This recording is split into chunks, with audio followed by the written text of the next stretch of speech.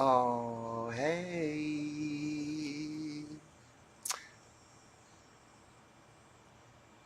I forgot to hit the go live button. That's crazy. Oh, that's too bad. I was talking for like five minutes. Okay, that's not so bad. Uh, I'm on my laptop, so I'm doing all of this from scratch. I thought I was setting it up live, but I guess I wasn't live. I was setting it up pre-live. But okay, no worries, no worries. We're still going here. Yeah, I want to show off a few things that I did at TFCon and some things I got at TFCon while I set up this live stream. Um, James, I'm glad you're here. So nice to see you. I was so happy to see you this year, as always. And oh, here's another thing I got. Just pulling some things out of my bag. This is a nice Perticon sticker I got from Richard Race. Got a few things from Richard Race. I also got a print from Richard Race, which I'll show off in a moment. I'm just trying to see if I'm missing anything. I think I've pulled everything I have out. Oh, here's my Slurpee run. 3D printed Slurpee cup. That's so awesome. Can't believe I got one of those after I lost my first one. Got some rubber duckies in here I'm pulling out. Yes.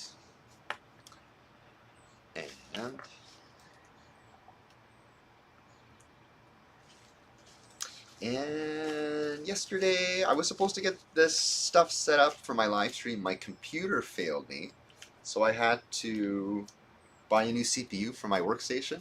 And unfortunately, I never had the time to set that up. I was going to do that yesterday or maybe today, but today I ended up getting busy with work. But yesterday I was just so tired. Ended up hanging out at the hotel lobby. Got to see a lot of people off. Like I got to see Goober and Cam and James and Ninjatron,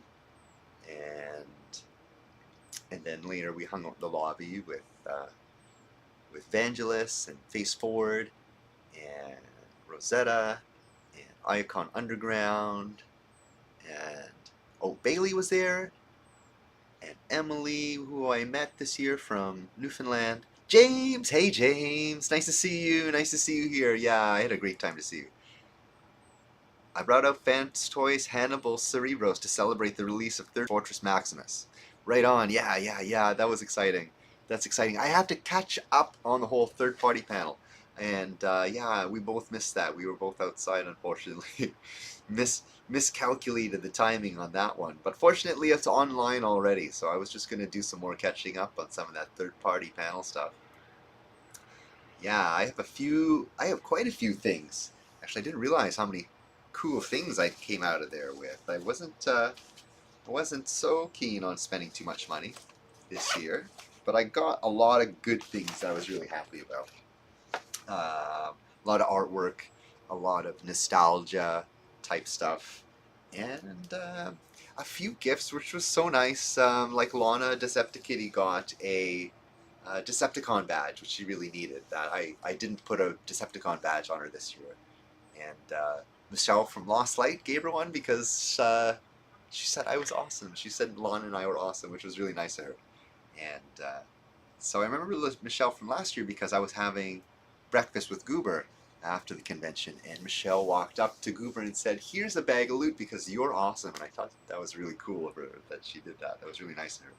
So one thing I got from Lost Light Loot is this really nice matrix. It's like on this acrylic sheet, really thick acrylic, and it's like a fridge magnet on the back. Really strong fridge magnet.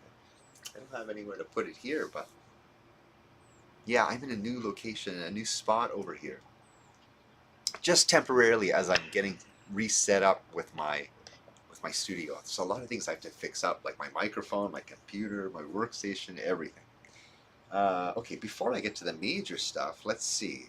Let's continue with the Lost Light stuff. This is also from Lost Light Loot. She said that this can be put anywhere. It's like a all-weather, water-resistant sticker, which is really nice of her. And also from Lost Light Loot, I got a really cool glow-in-the-dark pin. She said that, yeah, it glows blue. And I think what I was seeing around the edge, around the handles of the matrix, that it has like glow in the dark around the handles as well. So that was really nice of her to make that. That's really cool. Really awesome and artistic stuff. Lost Light Loot. Oh yeah, the Decepticon badge, which is on Lana's harness, which is somewhere. And what else from Lost Light Loot? That might be it. Here I got right here I got a couple of stickers from someone who's giving out stickers. She was walking around giving these away, which is really cool. So this is from, well, I'll show off the artist here first.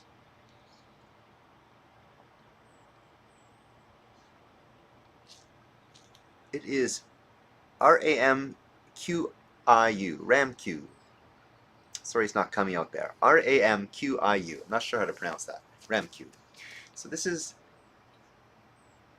Optimus Prime. Hi. Really kawaii Optimus Prime and a really cool Ratchet with a Megatron arm. I'm a medic, but really cool, really cool. I love the art. Very, very, very stylized art, which I really like. And also that's sparkly. Ooh. So that's from RamQ, who was in the Artist Alley as well. And this year I had a chance to go to Artist Alley. Last year I didn't go to Artist Alley whatsoever. I was in the deal room and I kind of didn't even know about it. Or maybe I did at one point, and I realized that Eric was in there quite a bit, and I was trying my best to avoid him because he's very allergic to Lana, and don't want him to have a bad time at TFCon. This is something I got from Cube. She's an artist also at Artist Alley, but I didn't have a chance to see her at her dealer table. She ran into me in the hallway and said how much she liked my cat, and I said I'll come see you in the dealer room, in the Artist Alley room.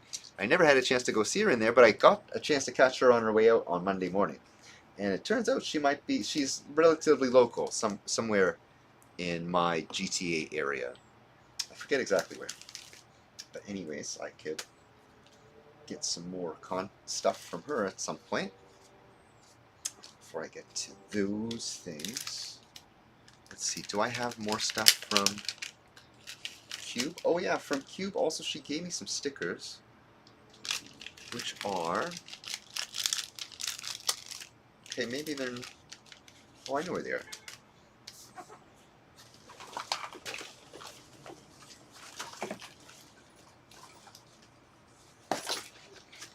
Here they are.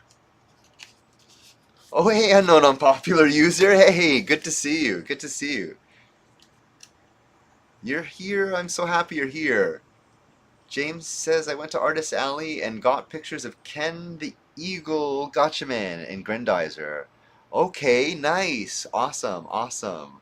Okay, sweet. Who did those, I wonder?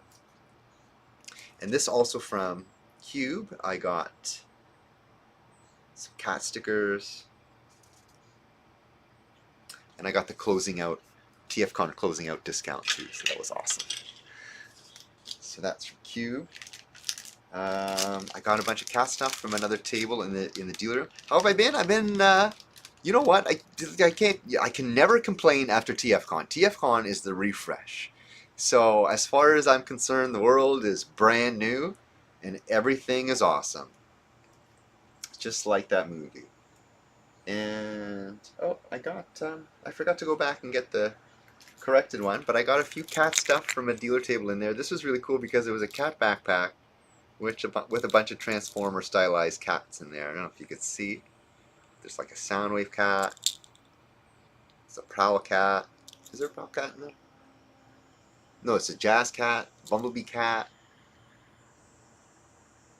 And I got the stickers to go along with some of them. So I got a Devastator. I got a Meow.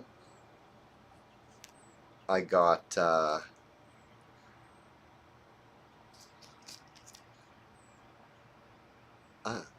forget who this one is. That's cute. And I got two Meows. I was supposed to get the Soundwave one, but I got two Meows instead. Oh, and I got a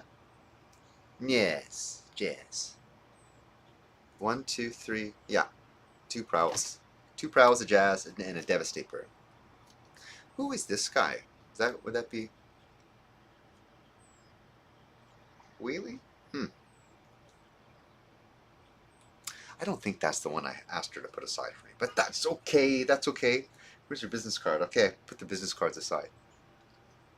Dude, it's been some times you haven't responded to my comments on YouTube or Discord. I know, I know, I know. Okay, I'll get into some of the backstory in a bit. Let's just go through some of this stuff here. Maybe I get some. I was just setting up. I'm on my laptop, and I was supposed to get my computer set up yesterday, but I ended up sleeping after the TFCon. But it's good. Could be Rung the cat. Rung! Oh, yeah, yeah, yeah. Oh, you know what? That's right. You are right. That's who it is. It's Rung. That's right. Here's another sticker I got from Richard Reyes. And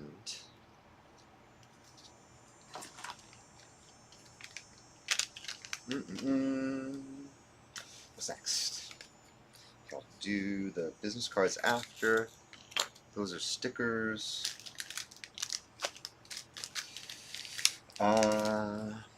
So, yeah, Richard Reyes. Here's the other Predacon sticker I got from Richard. And then here's some artwork I got from Richard. This is really cool. Really awesome artist. And he works so quick. He's a really good artist. And I love his style. It's really cool if I got a sheet ore from him. Oh, and here's some of the extra stickers. I forgot where I put these things. And I wanted to get a t-shirt from Richard, but unfortunately I came too late and all the ones in my size were gone. I got this really cool Optimus and Astro Boy looking at a snail. Awesome. Or a ladybug.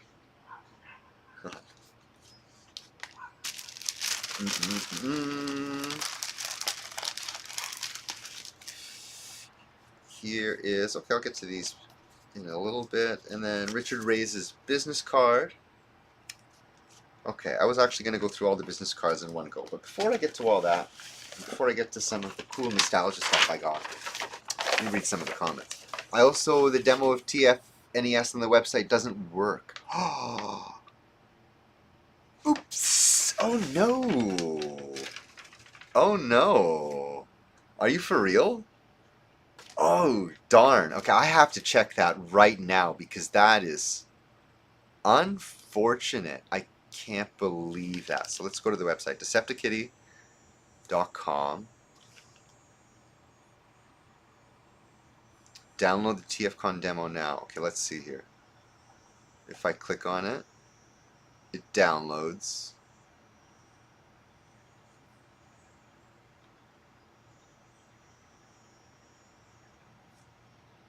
Okay, let's go to my downloads and open it with FC. Unknown ROM file format! Oh no! It's only 1 kilobyte.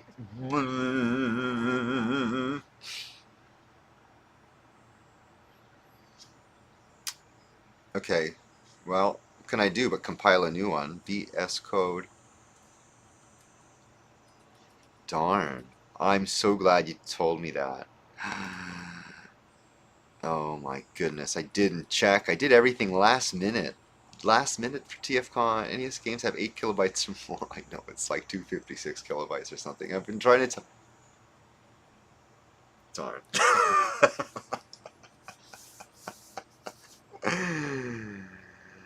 I ran an online emulator and it didn't run. Of course it wouldn't run because I didn't post a ROM file. I don't know what happened there.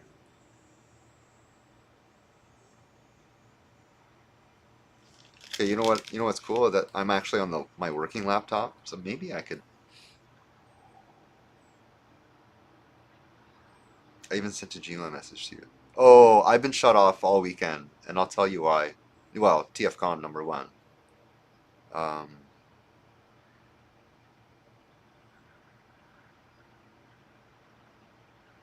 Okay, before I do that, because I want to get through a couple of things, and then we'll take a break because I gotta I do have to fix that ROM file. Oh my god, and I gotta show you how that's done anyways. So here I got some artwork from James. I got a whole envelope from James, which is so awesome. So awesome. I got a adult Miko because the voice actor for Miko was there, and a lot of people got to meet her, and she was super awesome. And I'm unfortunately I never had a chance to meet her, so I saw the new things for the new version MOC NES. Oh, sweet! Thank you for watching those. Yeah, I have a lot to talk about that this stream. Yeah, we'll talk more about that. So much more, so much more. I just didn't have a chance to post everything. And then got so much artwork from James. This is a really nice mix here. There are a lot of characters on here. Devilman, Planet, Battle of the Planets. We have Piccolo. So many, so many. I love it. I have to go to the and he's written all the names on me for the back here. I have to go to the Dollarama and get a whole bunch of frames for this. Oh, and he did an artwork of me. That's so cool. That's so cool. That's so nice of him to do that. It's awesome. Awesome. He had a cat on my shirt, which is so cool. And he did one of Goober, which is so cool. Look at Goober's. He got the goatee there. What do you call that? Chops. Muscle chops. Goober from the Rad Zone. We got a Ninjatron here. And then we have Devilman, Kamikaiju with a Devilman shirt. That's cool. And then we have the Sailor Scouts, Sailor Minako Aino, Sailor V, Sailor Moon, Sailor Mercury, Sailor Mars. I thought Sailor Mars had long hair. Yeah, she looks great. And then Sailor Jupiter. I love Sailor Jupiter. Favorite. And then Sailor Venus.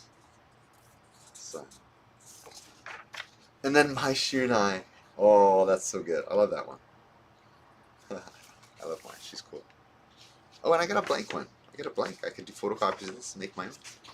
That's awesome. Thank you, James. Thank you, James, for your amazing artwork. I really appreciate that you gifted me with all those. That's so nice of you. And something I really wanted to show off. Hey, Impactor's here. Hey, he's back. He's alive. DeceptiKitty is here. Nice to see you, Impactor. Yeah, I'm here. I had a good TFCon. Time for a restart, I think, after TFCon. Oh, and I have a couple of things in here, but let me first show off. This is really nice of James to show off these pictures and to give me these photographs that are actually like developed photos, which is something you don't normally see. He went to Walmart and developed these photos. That's Goober and James Coleman in 2012, I think. That's so long ago. That's really cool. Oh yeah, it's written on the back here, July 2012. Goober and James. That's so awesome. And then what is this one? This one is Goober. His first meeting with Goober. Or his first picture with Goober, rather. And that's also in 2012. That's really cool. That's James, Scott McNeil and I. That's also in 2012. That's a great year. That was so much fun to hang out with James and have Scott McNeil there.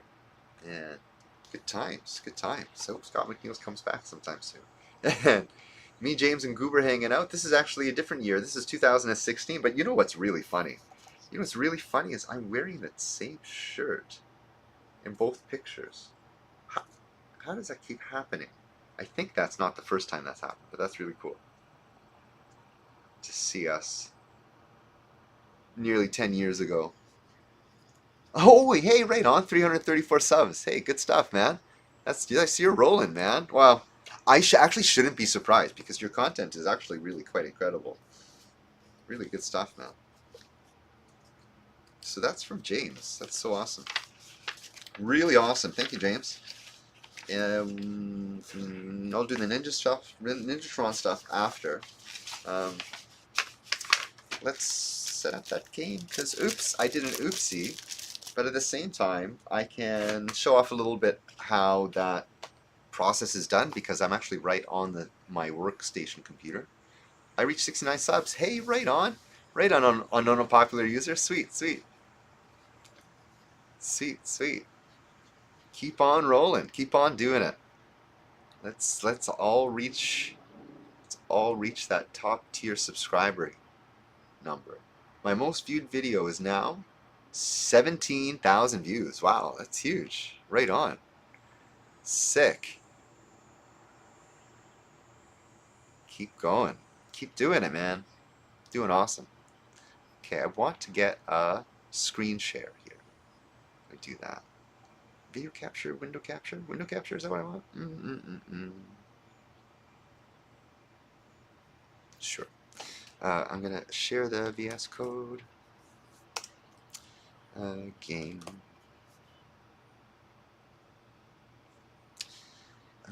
VS Code, DeceptiKitty, TFROM hack. Okay, I think this will do. Sweet. Alright. I could have made a new scene for this, which I probably should have done, but that's okay.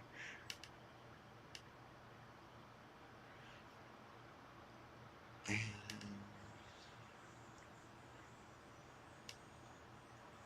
let's see if I can bring myself up here.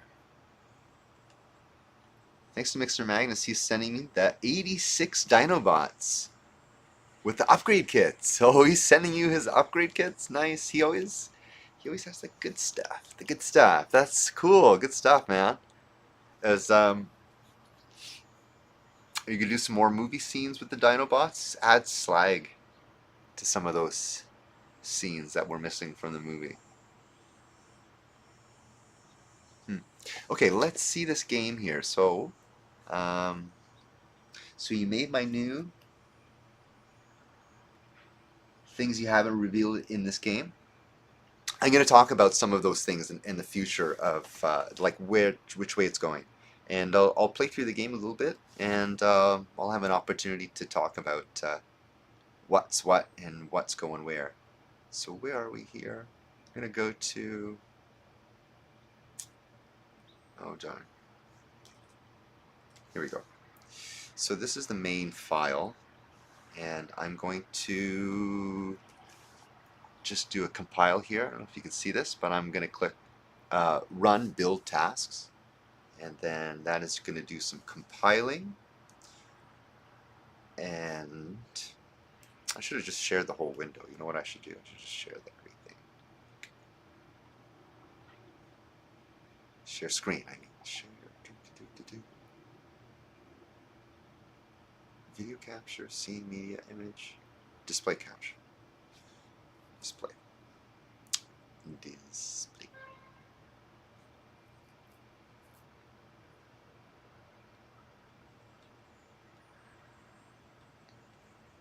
Oh, display to capture. There we go.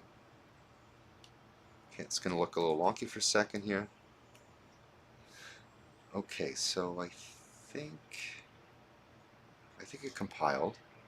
Now I can go to my gaming emulator, and I can open the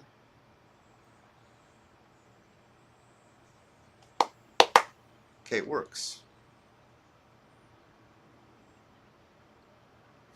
I've already inputted the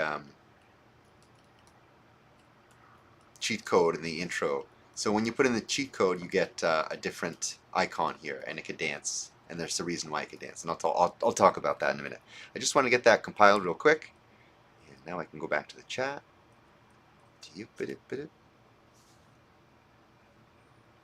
I like the Shadow Unicron boss. Cool, thanks. Cool, cool. Okay, so that's good. Let me get this out of the way.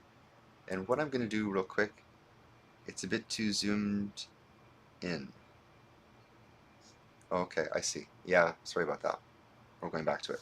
Okay, thanks to my aunt, she's found me this. Okay, hold on, Impactor. I'm going to read that in a second. What I'm going to do real quick is I'm going to re-upload this game so it's available immediately, and I just want to make sure. It was just so tight. I swear that was the final thing I did before I left to TFCon on Friday. Is I got it uploaded, and then on my way to TFCon, I went to the store to get the posters printed. I wonder if I have any posters left. I think I might. And we're gonna upload.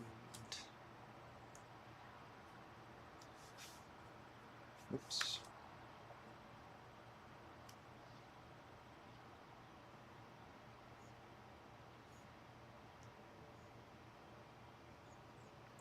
So CN ROM Plus. So what I managed to do is the original game was a CN ROM, which was there was only a handful of cartridge types available in 1986. So CN ROM was a relatively basic one.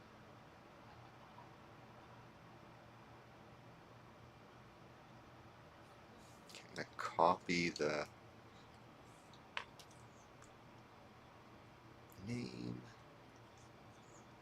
paste this one. Please work, please work, please work, please work.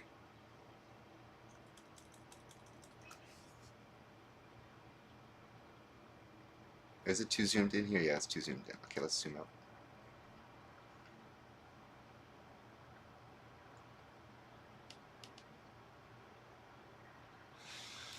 And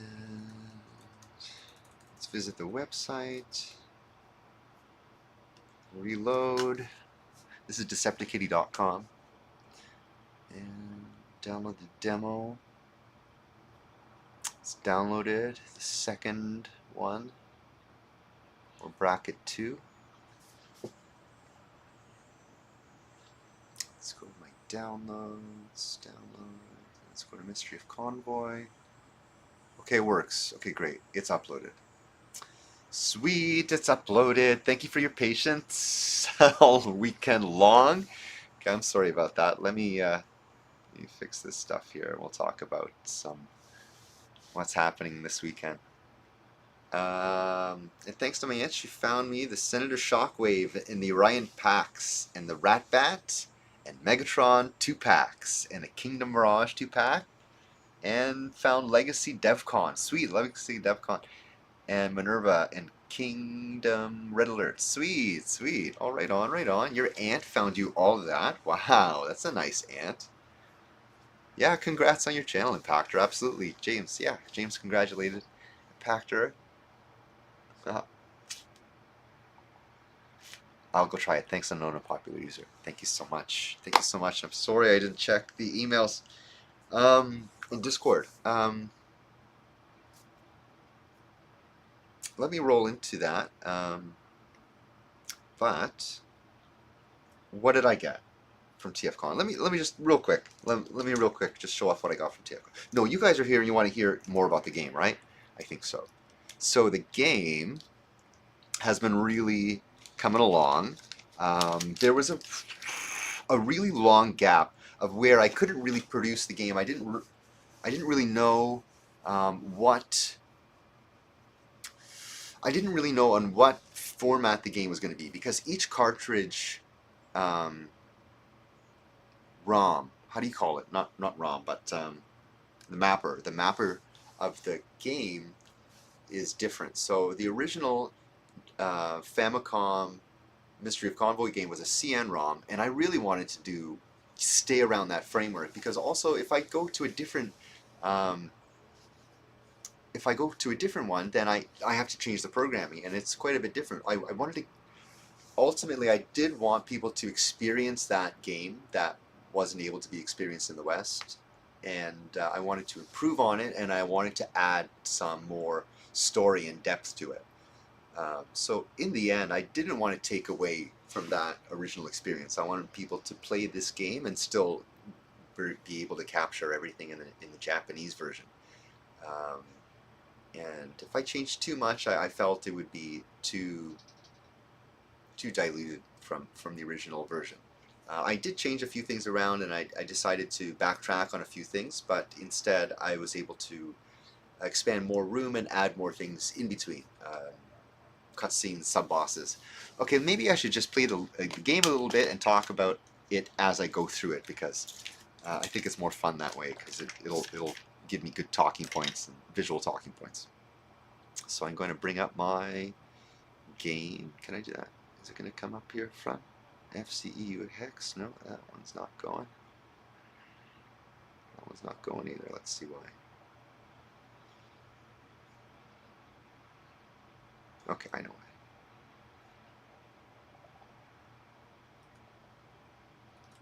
why. Okay.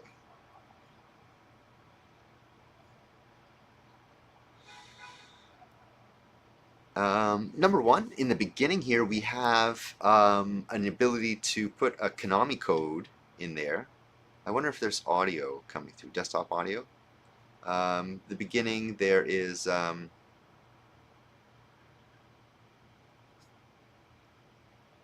some new music in there. So the Konami code is up, up, down, down, left, right, A, B. Is it A, B, or B, A? I forget which one is which. And so by pressing right, because initially it's facing left, by pressing right, you're going to activate all the power-ups. That's going to be like the fly power-up, the barrier, and then the weapon power-up. As you can see here, when I press right, it also activated it for the demo. So you have the barrier and the top left there, the orange health, which you just lost one, and the weapon power-up. So it allows double shots, so one straight ahead and one vertical. There's no audio. Can you hear me talking? Check, check, check. Okay, you can hear me talking. Yeah. You want me to turn the audio on the game? Okay, sure. Let's put that on. Sound enabled. There we go. I don't think there's sound during the demo. Yeah, there's no audio during the demo. Let's see levels here.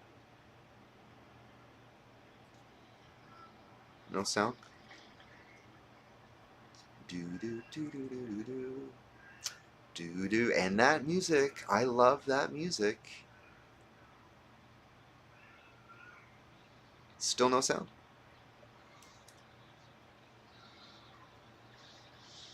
Yeah, no audio. Eh? Okay. Desktop audio, Brio audio.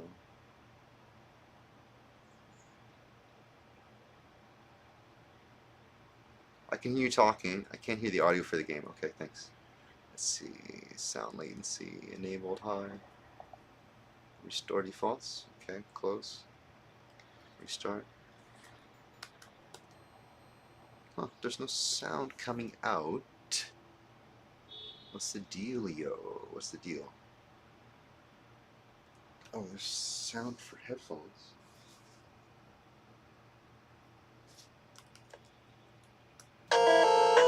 Whoa, that's loud. Okay, wait a sec.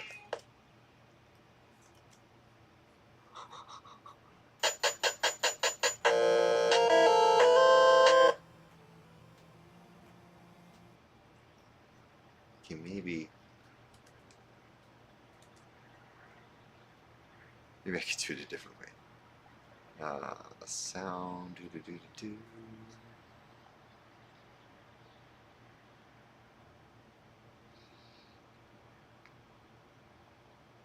Capture audio. Okay, here we go. Boom. So I got the audio for the FCE game. Okay, wow, that's not clicking in. There we go, audio. Sweet, sweet, sweet. Okay, turn it down. I can't hear the audio, so you tell me if it's too loud or not. Okay, so in the beginning here we have some custom music. I made this music. It's just the Transformers 1984 theme intro. There's DeceptiKitty. Hey, Lana. Come here. Hey, Lana and I were having a good time at the convention. Hey. How's kiddo? Yeah. So Lana was with me all convention long at TFCon. She was so good over there. Hey? Yeah. All in the dealer room. We didn't get to meet all the guests. We met a couple of guests though. back to the game. Lana's always helping me on the game by sitting on my keyboard. Always panicking if I haven't saved while I'm working on it. Okay, whoops, moving stuff around. It's just perfect, the audio. Excellent, thank you. Okay, back to the game here. So, yeah, the up, up, down, down, left, right, left, right. Konami code is what gets you this here. Right now I have the cheats enabled. Haha. James says hello, Lana. Lana's right here sitting. So yeah, I put in a cheat code, like a Game Genie code in here. That's why it's always active, that debug mode or whatever, that Konami code there. My cat is in heat and she is just nuts right now. That's funny. I think Lana's in heat today too. Yeah, she was crying a little bit. Not too much. I think it's just starting. She's just getting into it. Hey, you're just getting into heat. Maybe a little bit.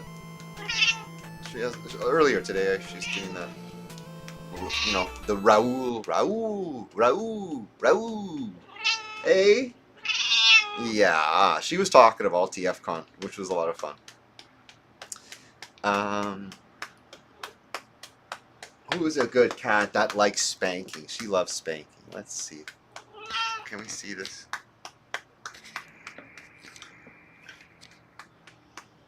Right on. Okay. So, Konami code. That's where I was. Pressing right enables all power-ups. Pressing B, and when it goes red, it enables the Rodimus. So you play as Rodimus. So it's as if you've already played through the game and collected the time cubes that spells out Rodimus. So I think I want to expand on it, and I'm going to use the term time cubes because that's originally what it was referred to for the Rodimus cubes. But it's retconned in the Alternity Toys boxes. There's like a story for the Alternity Toys, and they called there's Alternium. So once you play through the game, you have to play through it again as Rodimus, but this time you collect another set of cubes, which spells out something else, and those will be referred to as Alternium cubes. So I'll try and expand a little bit on that as well by incorporating some of the Binaltech and the Alternity storyline. Oh, look at that, he got to the boss in the demo. That's so funny. That's what happens when you have power-ups. Okay, so let's enable power-ups, and yeah, I'm just gonna play as, oh, you know what I'm gonna do? I'm gonna play, you all know how my upgraded playthrough with, oh, you know what? I'm gonna, okay, wait a sec. Real quick, I'm gonna do this again. I'm gonna pause it here, right here. So at the top, it used to be Optimus's head. So now I've chained this to an Optimus sprite. For fun, one day I just decided to make, because like there's a Rodimus sprite like this and there's an Ultra Magnus sprite like this, I decided to make a Optimus sprite like this and just see how it would look. And it turned out really cool. And I happen to have some extra space in that character bank for this. So I added that. Okay, let's continue here with run. And yeah, Ultra Magnus is going to run to the left. This is going to slide in. Matrix is going to fall down. The Matrix is its own sprite right there. So this is from the Alternity storyline. Prime says verbatim, take the Matrix or perish. Oh, I didn't get to show you there, but it says the title of the level at the stage entry screen. There's a little, just for fun, I wanted to be able to create some meta tiles that also do other things, which was already in the programming, but I wanted to make some custom ones. So for fun, like this planet at the very top here, if you shoot this planet, and it's a reoccurring thing, and you can tell because there's a planet here you could stand on, number one. Yeah, this beginning here is kind of a little bit of a demo for how I was programming it initially. What are the plans for your channel? It's after TFCon. Plans are just having fun with it and talking about, number one, like what I'm working on, and what I'm working on is the game. But this particular stream, it's going to be mostly about what's happening in recent past and TFCon. And that's plenty of content for today. Going forward in the future, it'll be mostly this game. And then, you know, obviously the production's gonna be over. Hopefully. I don't want to be working on this game forever, oh my god. And I can move on to other things and just continue doing other things. Because I have a lot of things I'm doing, 3D printing and all sorts of stuff. So much stuff, so much stuff. So as you can see, I'm moving backwards. Like, I can scroll backwards in this game 100%, left and right. I had to add a very few lines of code. I ended up really getting away with this super easy. So, if you shoot any of the robots, you get a health power-up. Initially, these blank energon cubes, these are referred to as energon cubes in the original manual. It used to just give you bonus points, like points. But now, the blank ones give you health. Oh, and I missed that. I missed that plane that has a power-up in it. Can I catch up to him? No, I couldn't catch up to him, unfortunately. So that's what scrolling back allows you to do. Once the enemy got to past the left side of the screen, it would disappear. So I added a little bit of range. I added half a screen more. You can go half a screen left of the screen and it'll still exist, and beyond half a screen left of the visible screen, that's where it would disappear. So you could chase it and catch up to those guys. Okay, I've paused it.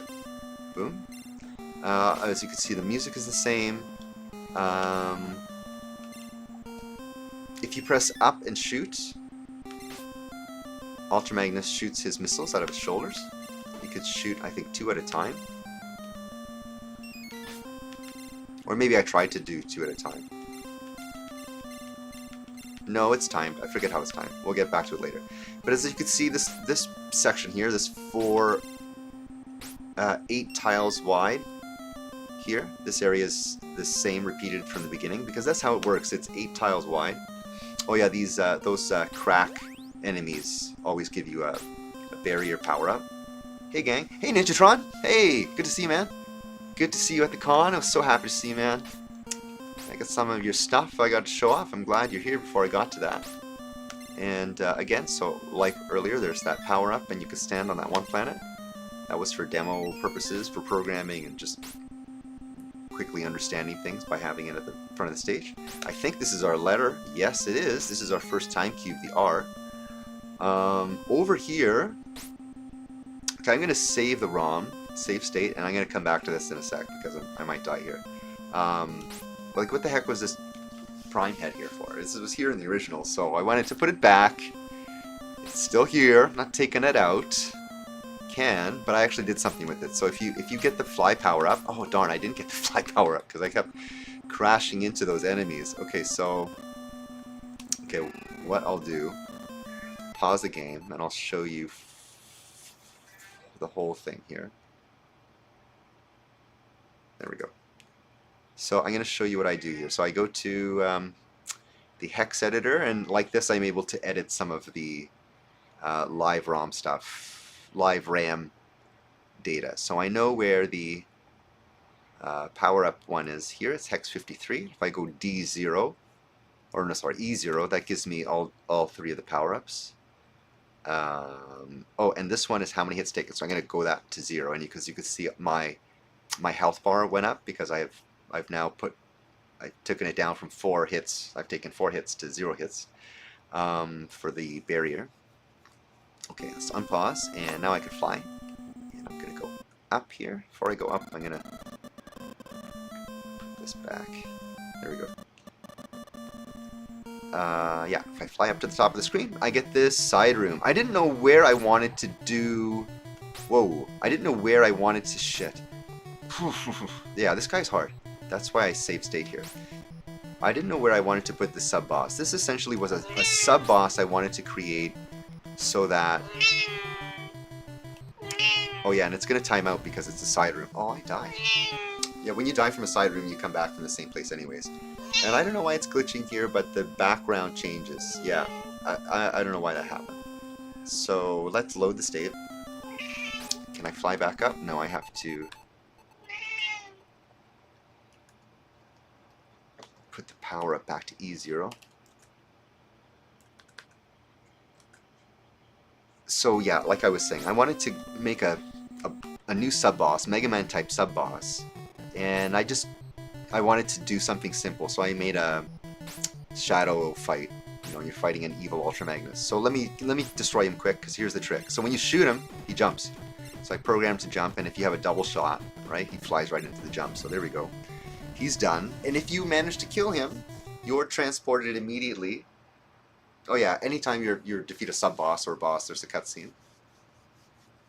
Much like the style of Ninja Gaiden that I would like to do, immediately you're shot over to Unicron. So I don't know. I wanted to add some secrets and things like that here and there. Oh yeah, let's do it. Let's do a Unicron battle and talk about this. So here's some. This is a Liger, which was talked about in the promotional commercial for the game. And let's save our state here as well. So here we have another set of enemies that were in the data in the character ROM, but never utilized in the actual game. The Liger again. So the Liger didn't have any programmed motion. I programmed that myself. It flies at you essentially like a directed bullet, but it can change trajectory as it goes. So I just used a similar program. These blasts, these are TFCon blasts. I'm just reusing these assets, and I believe I'd be reusing its programming, like its movement programming. These Ligers have essentially the same trajectory type programming as the TFCon blasts. Sorry, I'm just going to cheat here and add some health to myself.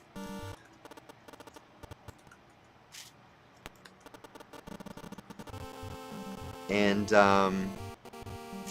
there's one more.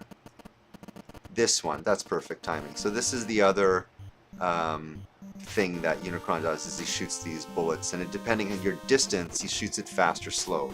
And the reason being is if you're at the side of the screen, the bullets actually disappear on a timer. He has his mouth, though. He opens his mouth. Oh jeez, I'm dying here. So he opens and closes his mouth, as you can see right now. I wanted to do that as he's shooting out like those TFCon blasts, and when he is shooting out those Ligers, I wanted to have 2 more animation phases where he's opening it all the way to allow those things to go out. But when he's just like blasting things like those bullets and those TFCon blasts, I want him to be munching like this, like he was munching Lithone in the movie. Also, I didn't get to finish those other animations, cell animations. So the whole Unicron itself is a background animation, and his mouth is the only thing that is a sprite. So that's a foreground sprite. The background is stylized after the 1986 U.S. movie poster, Western movie poster, and yeah. Like, I punched that through. It didn't take very long at all, but like, I mean, it was a lot of work. It was a lot of pixel arting, and also programming the colors, which is craziness. I can't believe how much I punched out in how little time. You can see a little bit of artifacting on the left horn there, on the top left, where it's the color of the sphere part, as opposed to like the dark brown color that the rest of it is there. And that's because each meta tile has its own color, right? So each 32, no, is it 32? It's 16 by 16 tiles, 16 by 16 pixels. Thank you, Ninja. Each 16 by 16 pixels has to be the same set of colors, and transparent is a mandatory color, and you have 3 other colors that you could choose from. So I had to really be very creative with it, and I'm super proud of that. Like, anyone who knows 6502 programming would understand some of that difficulty. Well, specifically for NES, because I think NES has some specific quirks, and also the way that this particular game was programmed, I didn't want to change too much. So yeah, within the boundaries of the original developer, I should say, because there's an interview of the game creator that was released recently, which I'll talk about, but not today. I don't think I'll have time today. Okay, so back to the game. So the idea is you can only shoot Unicron when his mouth is open, when his mouth is opening and closed. So you can't shoot him here, like this because his mouth is closed, just to make it a little bit more difficult. On the top left, you can see that I added like a health bar for, like a Mega Man stylized health bar for the enemy. And again, here when he opens his mouth, that's the only time I can defeat him or hurt him. Let's transform. One thing I'll show you when you're transforming now, you don't have to stop to transform. You can continue running and hold up and transform.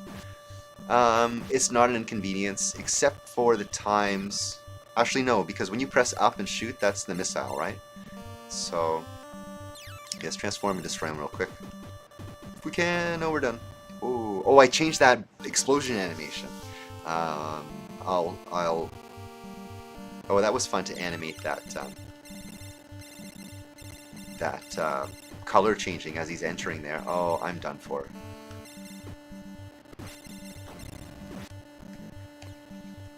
Let me focus, because I can really beat him. I can actually do this.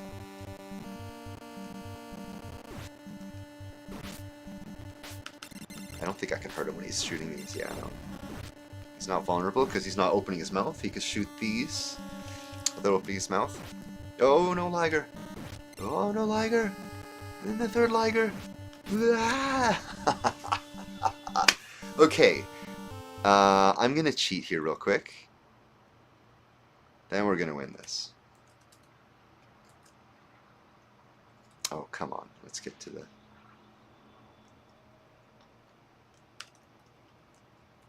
Oh, did I animate that? Yeah, I think the health bar, just like in Mega Man, the enemy health bar goes up from 0, which I tried to animate that here as well.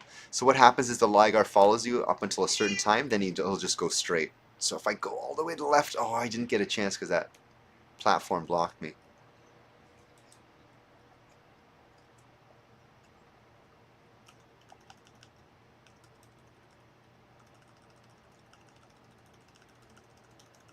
So I think 3 hits for these Unicron blasts. I'm not sure if I changed. I'm not sure if they're the actual Unicron blasts or are they Triptychon blasts or are they new Unicron blasts. I did this recently. I should remember, but it's been a long week. Also, when you shot the platforms in the original game, they would explode after I think about 5 hits. So I removed the player weapon collision with the platforms. There we go. As you can see that hole in Unicron's mouth, very similar to how the movie cover is. And then there's a cutscene here. This is just placeholder for when I do cutscenes. There's no particular time on it. It's just the time will run out soon. And then it'll go to the ending, I believe. Oh, did I press pause? What's happening? How come it's not moving? Oh, there we go. Yeah, I hit pause. And temporal alert. A dark power is coming, and the timelines are merging. Combine the time cubes and find future Hot Rodimus. The fate of the universe is depending on you. Roll out, Ultra Magnus. So the idea here is that it's telling you haven't collected all the time cubes. But you only have to collect the time cubes that you've missed. So that's what's fortunate about that. So let's say you've only missed the first one. You could have collected that R1, gone to that Ultra Magnus side room, and warped immediately to Unicron. But the idea is hopefully you can get all of the time cubes in one pass. A lot of them are in the same place, but I've moved a couple of time cubes to some side rooms to make use of some of the existing side rooms because, yeah, making secret part of the linear gameplay. I wanted to go back to the Ultra Magnus fight and talk about a couple of things I've added or tested because this is the first sub-boss battle. I didn't know where to put him, so I just put him in a side room here. And I figured this Optimus Prime head needed something. So really quick, I'm gonna shoot him and let him jump like that. Okay, and he's gonna go to the side. If he's more than a screen, I'm gonna pause and cheat here a little bit, add some health.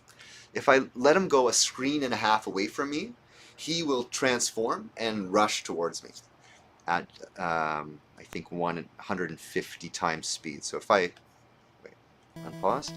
Yes, there he is. He's transformed. And then I can't see his transformation. I wanted to put a transformation so you could see him transform. But instead of doing that, because the enemies aren't supposed to have... they're not really supposed to... What can I say? Even the player... How is he even done with the player? Yeah, I think the player has some special programming because there's some in-between animation frames for the transformation for the player. I just didn't want to add it to this one because already I'm utilizing a portion of the code that wasn't used before. There's a really funny trick that you could change to a different sprite for an enemy with a simple RAM change. Very awesome utilization without using any more RAM space. So with an existing... Oh, Lana's jumping on the keyboard. Great. That's fantastic. I want to talk about the Superman movie and animals with bad behavior in a bit. Oh, I'm sorry. I've been missing the chat. I've been playing the demo. Is there anything new in the demo? Oh, yes. There's plenty of new stuff in the demo. Plenty of new stuff in the demo. And yeah, let me talk more about that. So... half a screen away, he'll transform. And also, enemies have like 2 animation frames. So I've added the 2 animation frames for the running animation, and then in the truck animation, you see like the wheels will bounce. So I'm just going to let this time out. Just going to let him run around me. Oh darn. You know what? I might need some health here. There's some hidden health. Oh, great. Timed out. I wonder, do you still have plans for Devastator? Yes, and I'm going to talk about that right now. So if I go here, I think that's the... Oh yeah, so when you come back from that warp, there is the... Okay, let's talk about the left scrolling that I've added. So there wasn't any left scrolling. So I've added left scrolling, very minimal amount of code. Just a little bit of additional code to say that when he is 70, when he's at 70 pixels away from the left side of the screen, and we're not all the way at the left side of the level, far left of the level, because you can go all the way back and it'll stop accordingly. When he's 70 pixels away from the left, it'll scroll left, and I have to generate the frames on the left as well, right? So it only generates at the very far left, because as I'm moving right, the ones that are behind me have already been generated, right? So I only need to generate it half a screen to the left of me. But when I'm coming down from that side room, the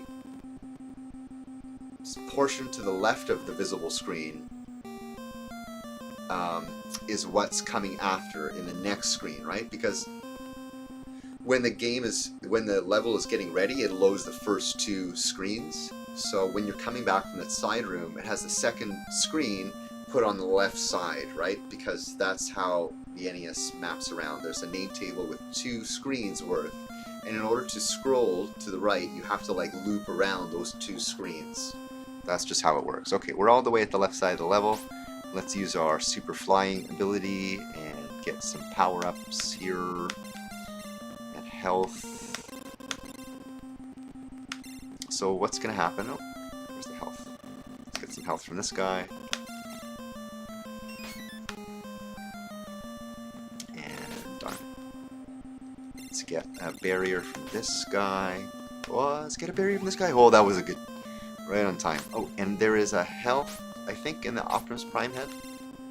Oh, I must have already gotten it. Let's get this guy. Oh, that's right, because I scrolled to the left. I think they despawn. Because I've scrolled too far to the left. And at a certain limit... Okay.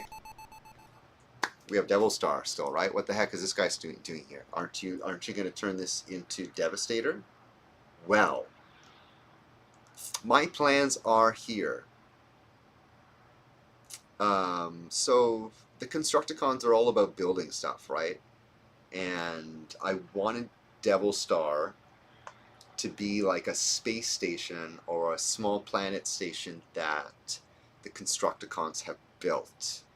And what's going to happen, let me destroy them real quick. So because I've increased the size of the hitbox of not only the bullet but also the enemy, you could just stand here and wail on him and he's done. So I think that took about 5 hits. Those blasts that I've changed here, okay, let me pause it here. Oops, let me pause it there.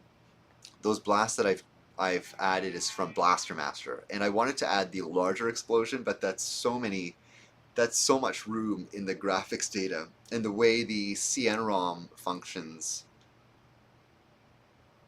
I can't just swap banks like that and get more tile space.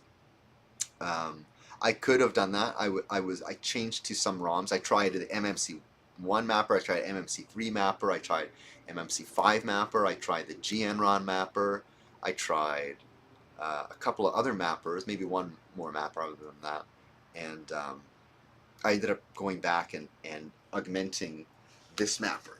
Okay, so before I get to that, let's grab these chips. Right here. These are some RAM chips I ordered from AliExpress, and that's what we're going to use to expand the existing mapper chip while keeping it still original. So we're using essentially the technology that was available at the time, and that's exactly what I was going for. Hey, come here, come here. So over here, what's going to happen is once you defeat Devil Star, a sprite of Scrapper is going to come down. And I forget the dialogue, but what's going to happen? It's going to be like a kung fu movie where it's like goes to the close up of his face, like so. The cutscene starts here. Scrapper is going to be like coming down from the planet and landing, and probably giving a point to Ultra Magnus, something along the lines of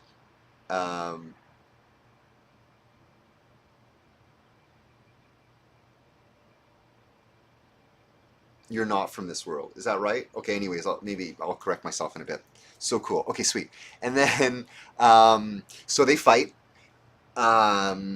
Very, like, I guess, very similar to how the Ultra Magnus battle went.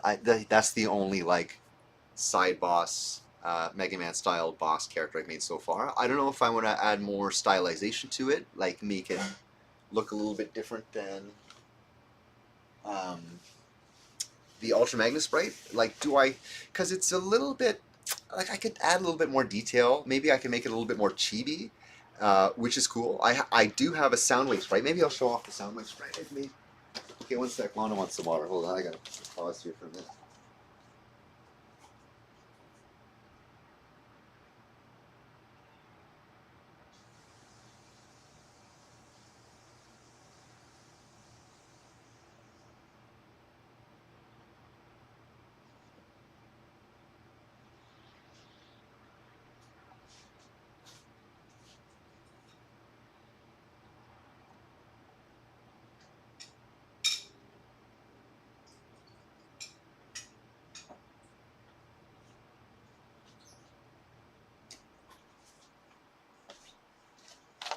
Quick bite too.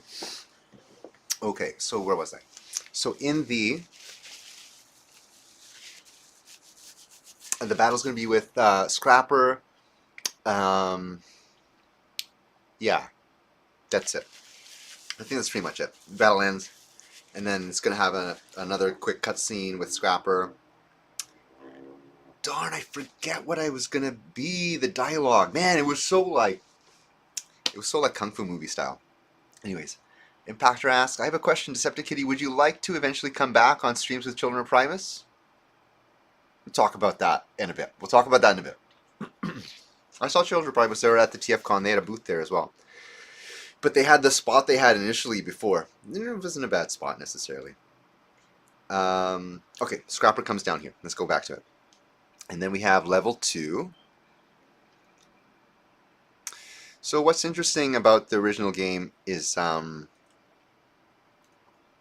they did have these warps. There we go. Oh yeah, so it says Temple Ruins there, so all of the stage names are going to appear on top as well. So what can I show off about this? Oh yeah, okay. Also, like, I'm going to save the state here because we're going to come back to it. Here's a power-up guy. I know to stand there. Boom. got a barrier. Here, oh, damn, ran into that one. I got a barrier here. And then there's the letter one is coming here. Yep, that's the letter power up. What? So when you shoot a missile, when the exploding animation happens, that like the shrapnel. Oh, look at that! I hate that. This is the original programming. Where like, why can't you go back there? Make that a little bit more fluid, or change how tight that jump is. Here comes Starscream. Yeah, let's see Starscream. Let's get Starscream, Starscream, Starscream. Yo, we missed Starscream. Are you bloody kidding me? He is hard to get. Okay. So you have to shoot Starscream twice. And I thought I made it a lot easier to get him, but apparently not. Okay, good. I was concerned that I made the Starscream warp too easy to get. I'm playing like trash. Okay, let's play good here. Okay, Starscream's coming now. There we go. Yeah, I got him. Okay, now we have a new Bumblebee sprite. New transformation. And yeah, we have what do you call it? Apparition of Optimus in the middle there. Is Skywarp still planned? Yeah, we can talk about that in a minute. Okay, let's go back because I want to finish talking about plans for Devastator. That's not it. Like Scrapper was the teaser. Scrapper is there, right? So you can't have Scrapper without having Devastator, right? That's just sacrilege. So I'm showing you how you could just fly through this whole level without getting hit, except for that spot, that Tosher, that mouse, that Hoover, Roomba enemy. Roomba type enemy is called a Tosher. Okay, here we have double Devil Star. And the idea here is you're going to continue to fight these guys, which seems silly easy, right? Like, what kind of a boss is this? The idea is that you're destroying a space station that the Constructicons are building, and as you can see, they're making multiples of them. They're very basic space stations. They could be developed very quickly, but they could be dispatched, like you could dispatch a number of them.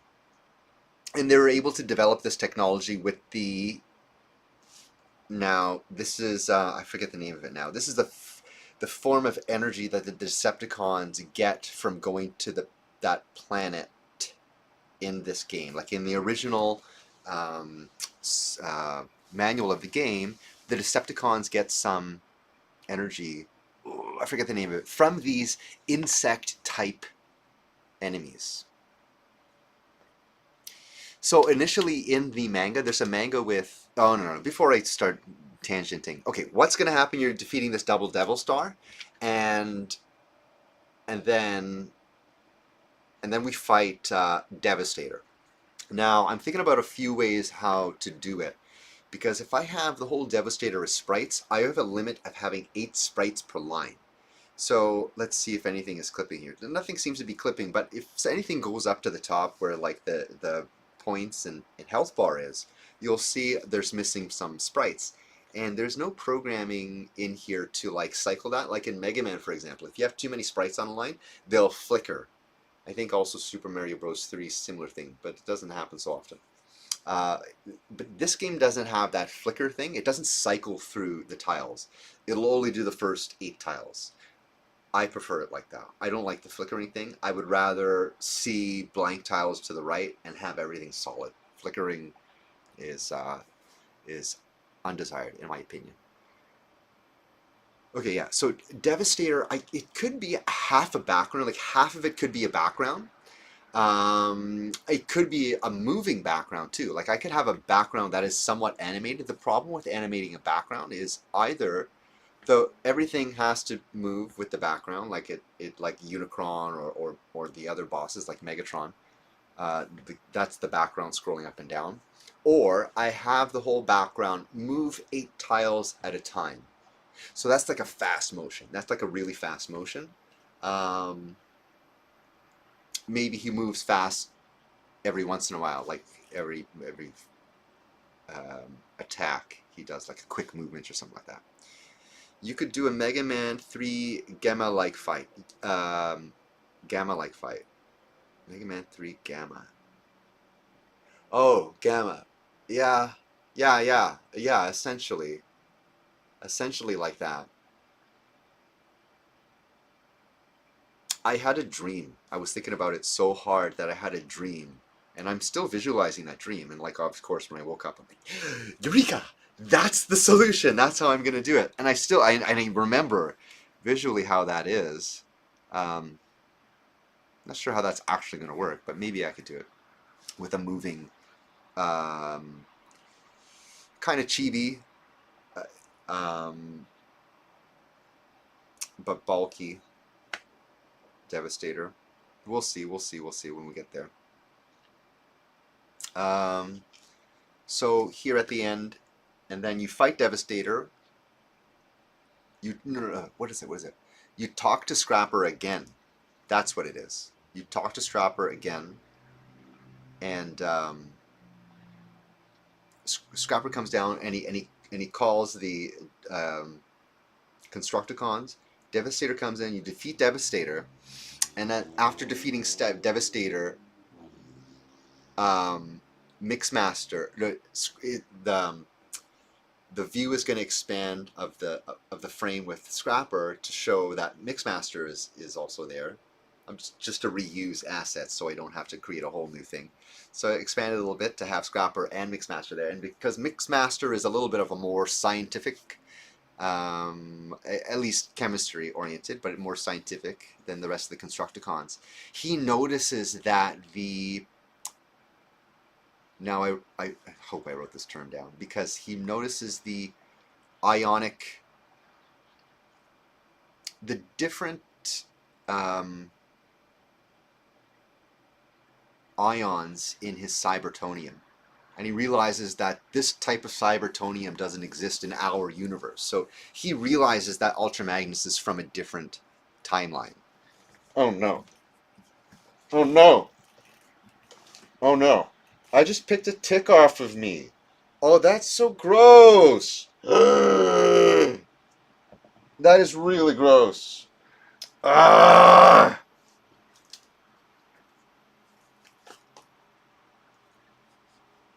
There's a tick right here. That is disgusting. Ah! Hope I don't lose it. Here it is. Fart. Put him in a baggie.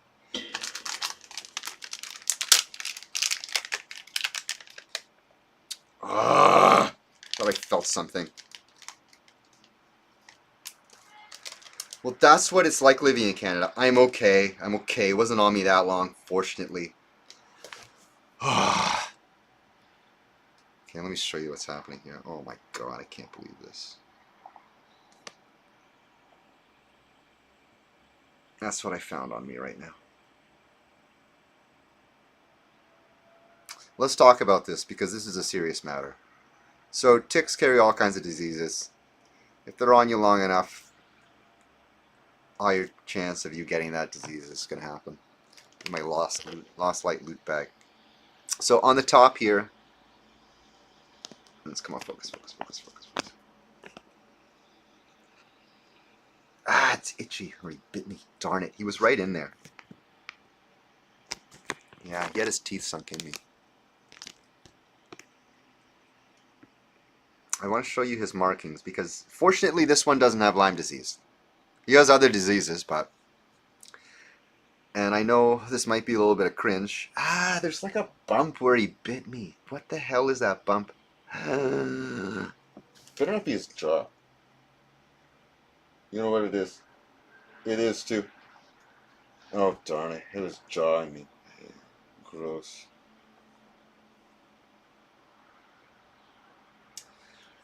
Okay, I'll need to disinfect that in a moment. Okay. Let's see if I can show you his markings. Magnifying glass.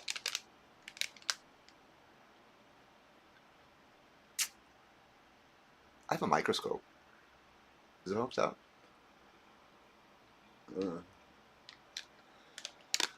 Doesn't seem to be hooked up. Okay, markings. So if it's black-legged and black top, you're probably going to worry. This one fortunately has little markings on it. It's a female dog tick. I'm sure you could Google an image, but there you go. They're relatively this size most of the time. My side is itchy. My side is friggin' itchy. Okay, I gotta go alcohol myself. I'm sorry for that grossness. But that's reality. We're getting a lot more of these things every year. And that's a serious issue. Okay, I'll be right back with after I alcohol myself.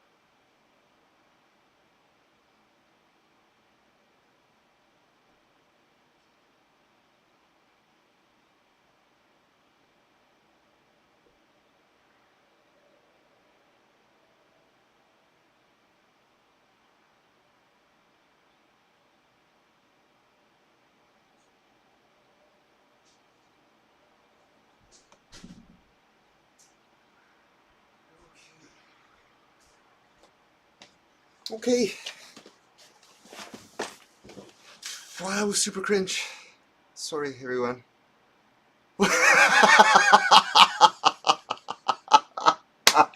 That's where I need that meme with like that to be continued. Dun, dun, dun, dun, dun, dun. Oh, let me play something for you just for fun. Hopefully I don't get copyright infringement. Uh, just for fun I want to show this because it's appropriate. Jäätä. Nyt on jäätä. Joulupukki, tuleeko? Nyt on jäätä. Joskus sä ymmärrä mitä mä sanon. Se on oikein smartti. Siinä. Mitä, kuinka sä sano? Jäätä. Joulu. Pukki. Jäätä joulupukki. I'm speaking Finnish. Because this is a Finnish meme. Let's see if I can get the desktop audio going here.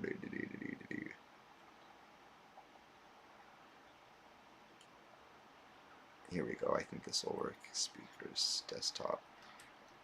Oh, and that. There we go. Joulupukki tulee. Jäätä, joulupukki tuli. Nyt on jäätä. Okay, I guess if you didn't hear that, the ice shatters and the guy freaks out. Okay. To be continued. Jokes. Oof. Okay, let me just shake that off a little bit because that was gross. That's really gross. Finding a little bug like that on you.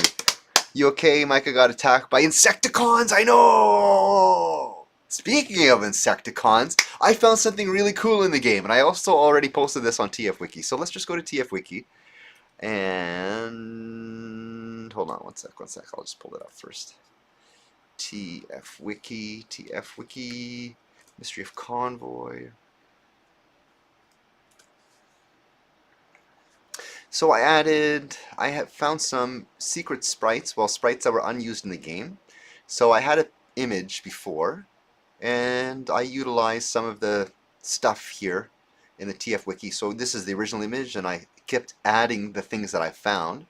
So here, yeah, I found some Insecticons, some variations of them, and there was a turtle.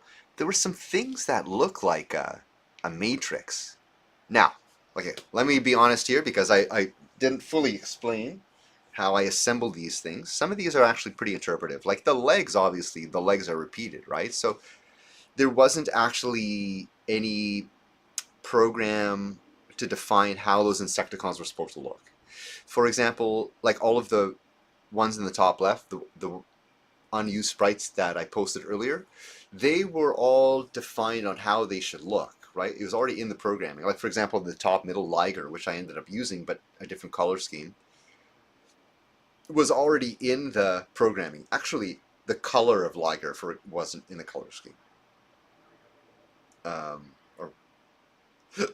No, because the color depends on the colors of the level it was in, right? So we're not sure what level they were supposed to be in, so we're not sure exactly what color palette they were supposed to use. So to be quite honest about everything, I made up all the colors.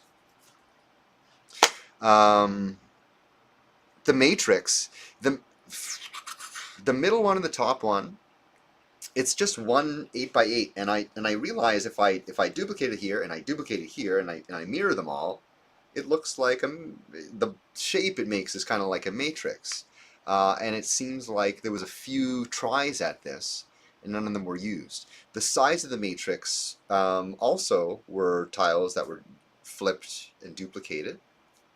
They kind of look like handles to me. So, but Bob's your uncle. There's some sprites. There, you know, I could have gone a lot more interpretive with it, but these were the most simplest. And what else could they possibly be for, in my opinion? Yeah, but all the colors are interpretive. Okay, let's look at the chat. We're good on that. And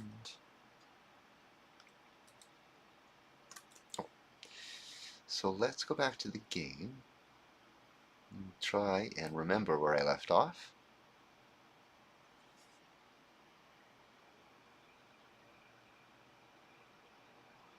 How do I do this? No, I want it like, yeah, is that okay? Yeah, it's okay. Okay. So, where are we? We've destroyed Devil Star and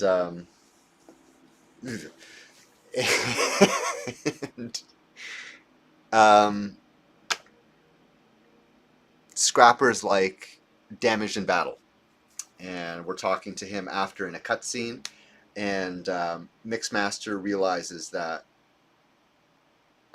you're not from around here, and it implies that there could be some kind of alliance. Like, okay, maybe you're on it. Maybe your quest is worthy of our help. Anyways, that's the end of that brainstorm. So here we go. We're destroying the double devil star, and you know what? Let's pause it here and let's go to my code because I want to. Do I want to talk about that? Yeah, let's talk about that. Was I missing something? Was I supposed to? Oh, look, it's already going to the next level. We're at the time tunnel. In the time tunnel, obviously you're not able to carry over power-ups from level to level, but in this version you can. So in this version, if you have a flight power-up, which I do have, I could use it. If I destroy these tapes, you get a weapon power-up. Just that's the case with all rat bats. If you destroy his tape, like if you shoot him once, he turns into a platform, and the platform is used because you go here. It's not meant to be easy, and then you get here. That's the idea.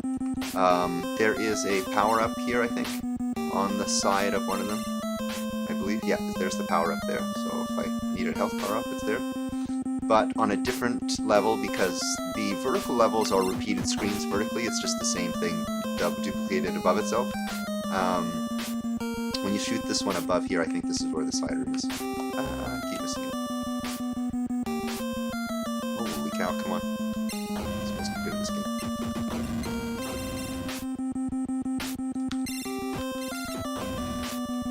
There we go. This is the...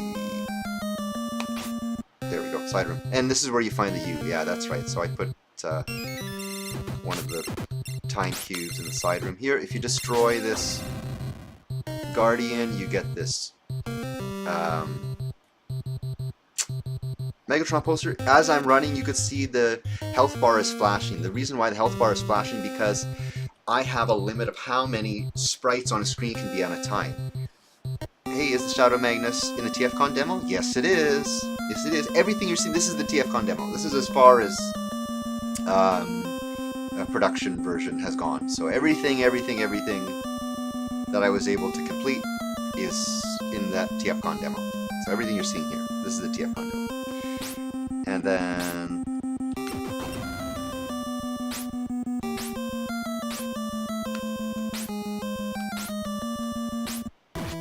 Okay, we're at the first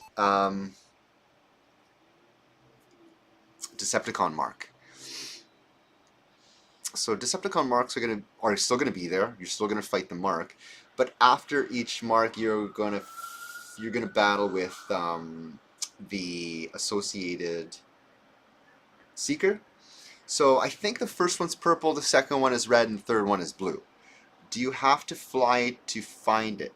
Yes. So the power-ups you get from the power-up Jetron, the ones that fly horizontally, those are the ones that give the randomized power-ups, and that's the only enemy that will give you a flight power-up thus far.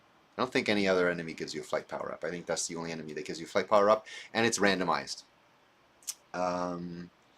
Also, if you ever head on one of the Children of Primus streams, I made the intro for the stream. Oh, I saw that. I was watching the TFCon stuff there. Oh, cool. So when after the mark, you fight the Seeker, appropriate Seeker. So I think I'm gonna have to change the order. Also, the first Decepticon mark, it takes 5 hits to destroy it, but the other 2 Decepticon marks, it takes only 4 hits to destroy it. So currently that's the way it is, and I don't know if I'm gonna change that, but yeah. Currently the Skywarp Decepticon mark is the strongest. I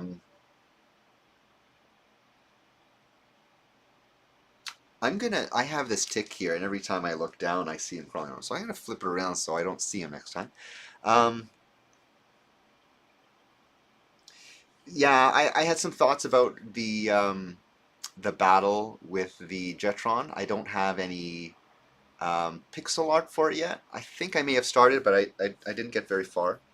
We'll look at what I've worked on in a bit, and it's gonna be similar battle. I think I'm gonna have it on one screen, whereas on the Ultra Magnus battle, it's two screens wide. For the Jetron battle, similar to the Unicron battle, I want it to feel confined.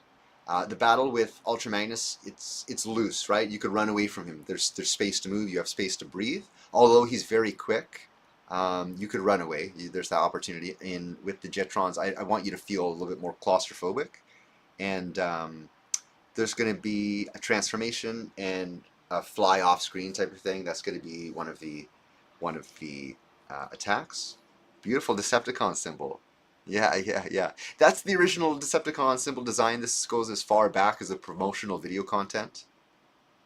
I was talking about the promotional video content. Oh yeah. So also I was showing off those Insecticons there. So the Insecticons were mentioned in a manga that was released. That manga also was promoting the game, but it was also promoting like a junior line. Like they released like a junior Ultra Magnus and a junior Fort Maximus. Anyways, they released a small version of Fort Maximus. I don't know if they call it junior, and I think a junior Optimus Prime as well. So that was some Japanese exclusive small versions of those characters. So yeah, let's battle him and move on to the next one. So do I have fight? Yeah, I have fight. 5 hits and we're done. Boom, boom. If you hit him with a missile, I think it's 3 hits. Of course, cutscene. Yeah, before I go to the programming, let's do a couple more levels because I can explain what some of the plans are. I'm just gonna zip through this real quick. And I'm not gonna collect the letters, but I'll probably cheat at the end just to show you a different ending that we might end up with.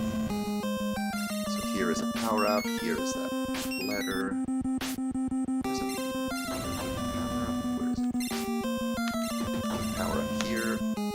Health power up. I think they were there in the original game.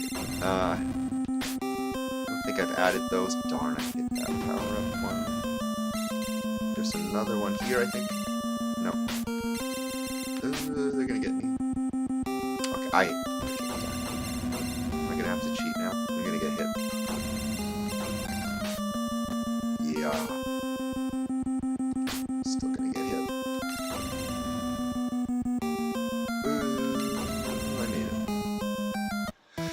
Okay, pause. When you go from level to level and your health is low, your health bar goes up, but yeah, your health goes up. It goes up. Yeah, the JR line was a few smaller toys. Optimus had a trailer mode of cardboard. Oh, made of cardboard. Yeah, that's right. Also the Ultra Magnus, the Ultra Magnus Junior, the JR line. When I read JR line, I thought you meant Japan Rail Line. No, the junior line is what it's supposed to be read as. Yeah, the junior line was a few smaller toys. Optimus had a trailer made of cardboard. Same with Ultra Magnus, also had that cardboard trailer. Essentially, it was it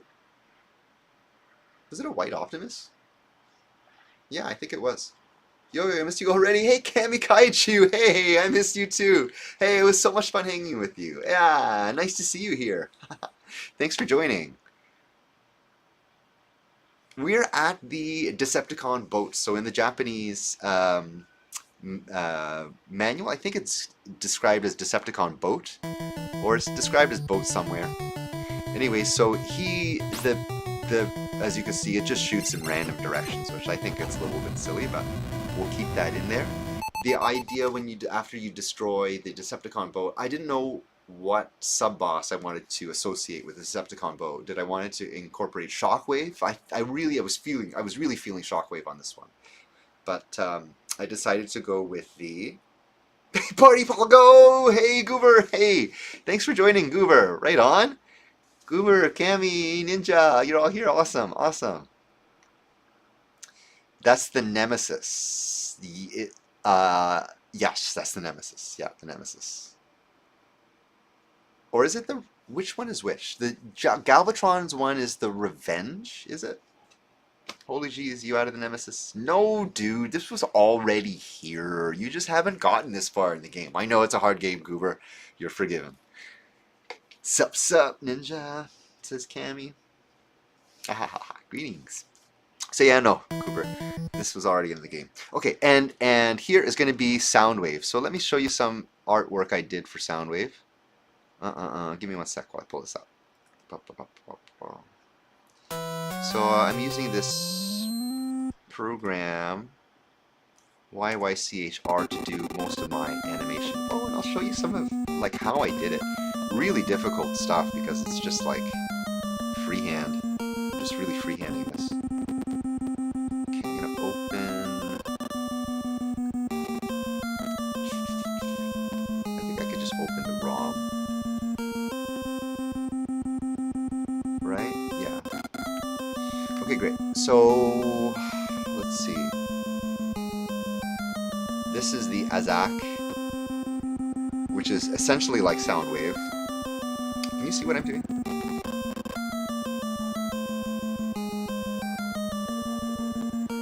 Let's make sure here.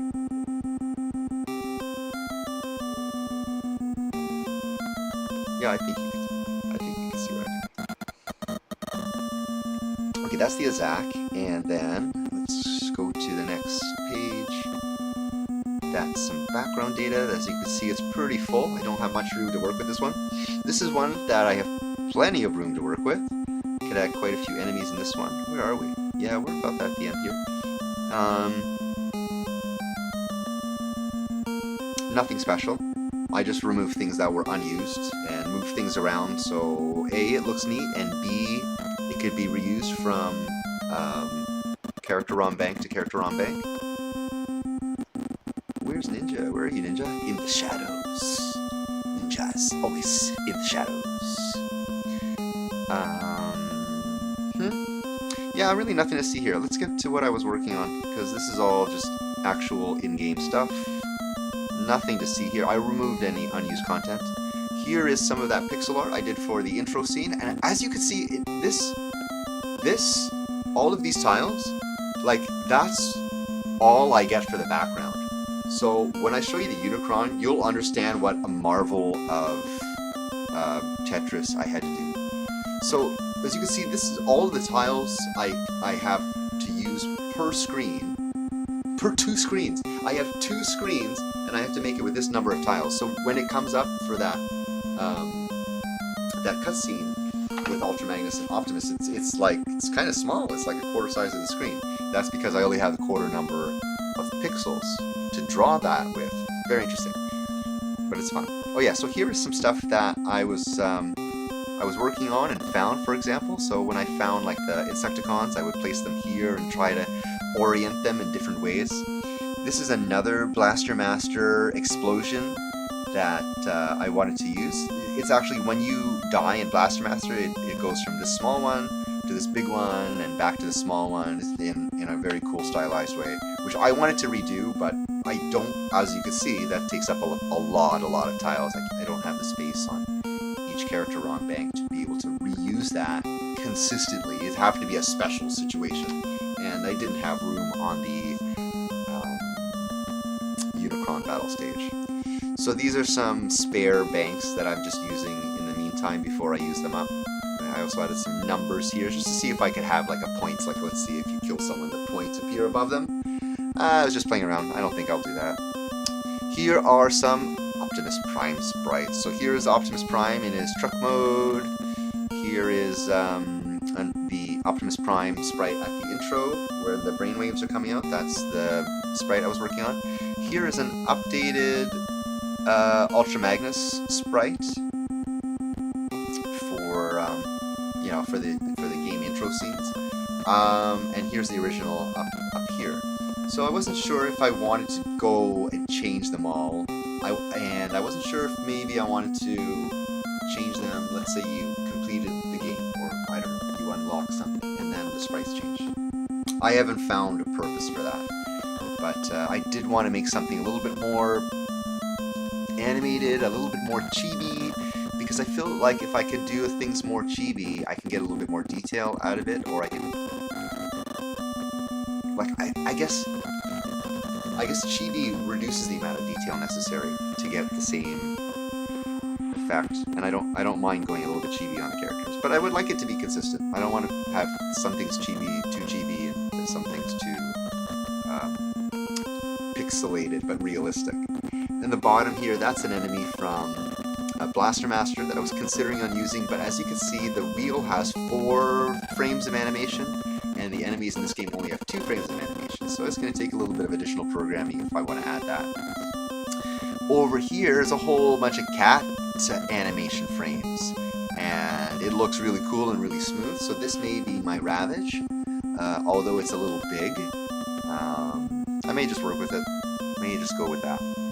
So that is that. Let's see, what do I have here? So this is the mouth of a Unicron here, that's being used in game. And here's the Unicron, so like that's full up, and a lot of where I could reuse, like let's say some tiles are just full of one color, I'm reusing that, and I've written over where I could use some space. So yeah, I think I only have 1, 2, 6 available tiles to work with now. I have 1 blank one here, 1 blank one here, and 4 in the bottom right corner. That's it. Like all of the other tiles, oh, there's maybe a few up top here that are fully solid colors, because on each cell, value 20, 21, and 22 are solid colors. Oh, sorry, let's get to the chat. TFCon is like Las Vegas, it never sleeps from the heart. Yeah. But this year I felt like I was really in need of sleep, so I got plenty of sleep this year. Unlike other years where I've like really done the long haul all-nighters. Oh, those graphics are cool. Thanks, Goober. I really love the graphics too. Really fun, this pixel art stuff. Do you need to? Oh darn, I've missed the context of that one. And let's see what else. There's the turtle. Oh, okay, here, cool. There is my current scrapper, just to get it out of my brain. That's him pointing there in a comparison to some of the Jetrons. It's nothing. Okay, sorry. Great Unicron graphics. Thanks, James. And here is where I started to put together some of like the Insecticons and the Matrixes.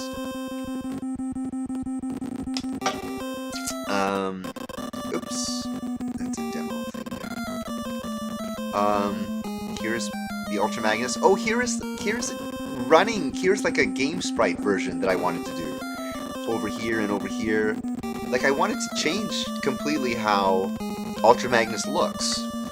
And I started with it, but I don't know. I don't think I want to go there. There's some Megatron here in the bottom left area. It's kind of big, didn't finish it. But it just gave me an idea, some reference points maybe to think about other characters. So yeah, I'm going to want Scrapper pointing at some points. Okay, where's my sound wave?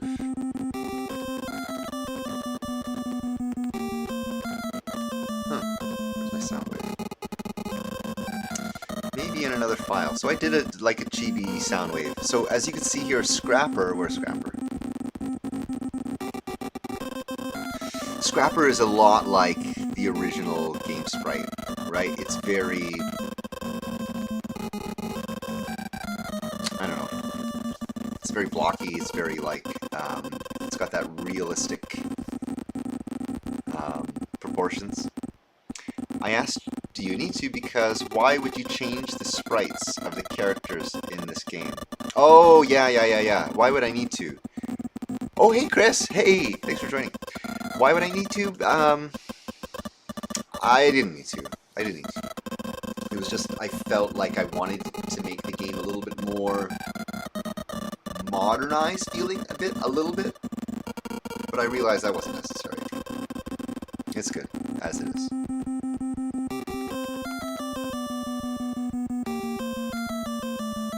Yeah, I don't know. I guess I was just playing with some ideas. It was just out of curiosity to see what it might look like. I did have some Soundwave stuff. I don't see it here. Let me open up a bitmap file.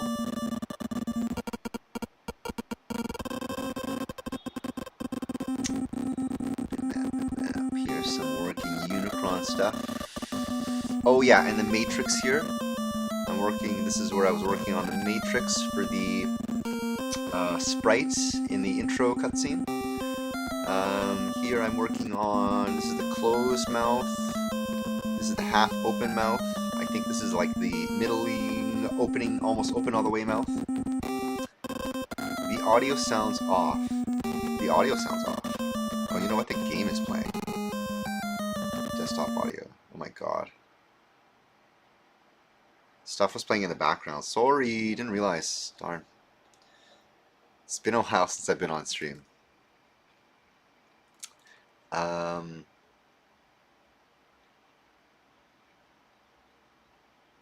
And I did all of the animating within this program, which is, it's not really, it's kind of designed to do the developing, the animation developing in here. But like there's better stuff that I could have used, but like I didn't want to learn too many things. I didn't want to be bloated with too many programs. So yeah, just stuck with this and work my butt off trying to get things together through this program. Okay, that's what I want to show you from there. Let's get back to the game. Oh, I wanted to talk about Soundwave, but unfortunately it's not there. It's a little bit chibi. Okay, I'm in here. Let's show you a death animation. So when he dies, he moves a little bit, and the screen stays static. So that took a little bit of extra programming. And I'm going to go back to the hex editor, and I'm going to edit this so I have my power-ups again.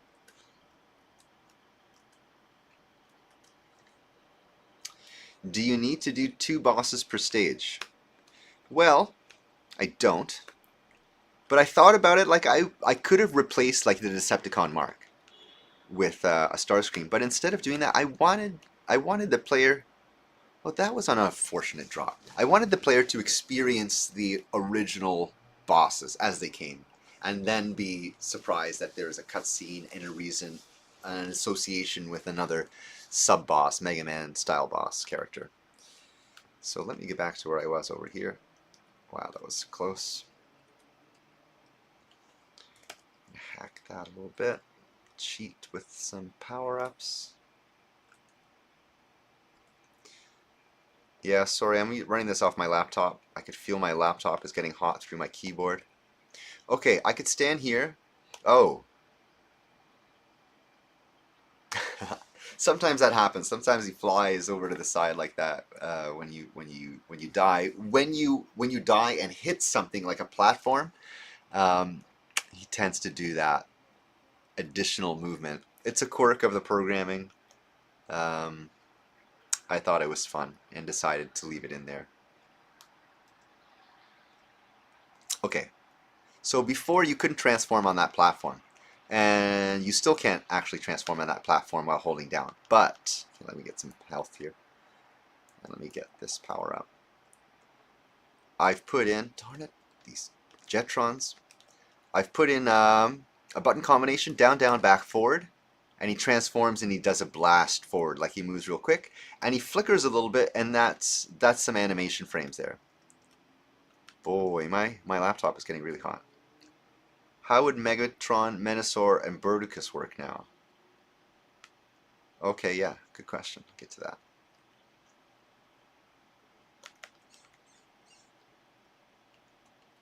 Oh my, a lot of lag. Oh yeah, when you kill Laserbeak, it turns into Buzzsaw. That's been there for a long time. Do I have flight? Nope, let's cheat.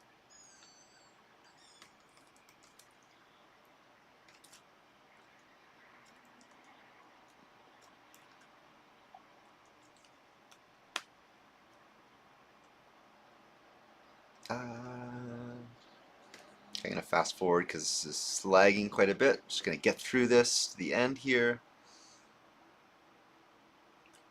And then what do we have? We have Menasor.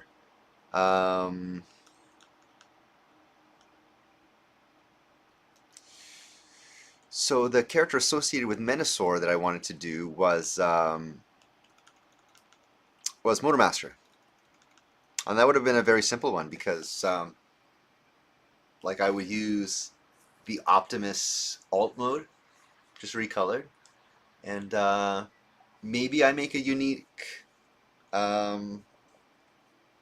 like bot mode sprite for him, but like I could very easily just use the Motormaster black Optimus sprite. So there's also a secret room in this level. I think I may have moved it from where it originally was, but because I think you need to transform. Let's do that down, down, back, forward. So it took me a while to program this in, but you can do it down, down, back, forward on both left and right directions. Somewhere is the... Oh.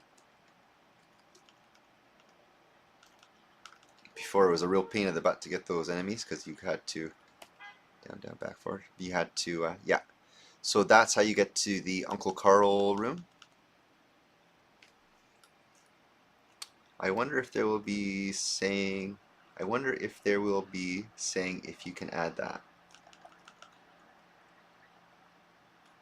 Got it, Jet. Good to see you all. Good to see you, Cammy. Thanks for coming. Thanks for joining. Haha.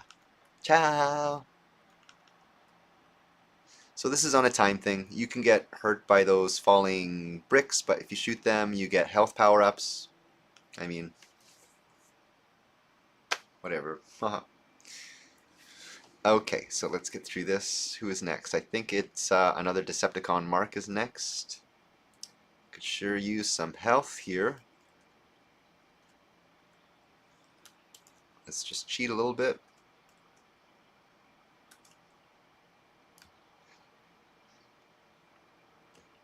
I swear I'm really good at this game. I've spent so much time playing this. Okay, yeah. Oh, is this the red one? Yeah, that's the red one. So this is the Starscream one. I'm gonna swap them around, I guess. So the blue one would be here. This would be Thundercracker.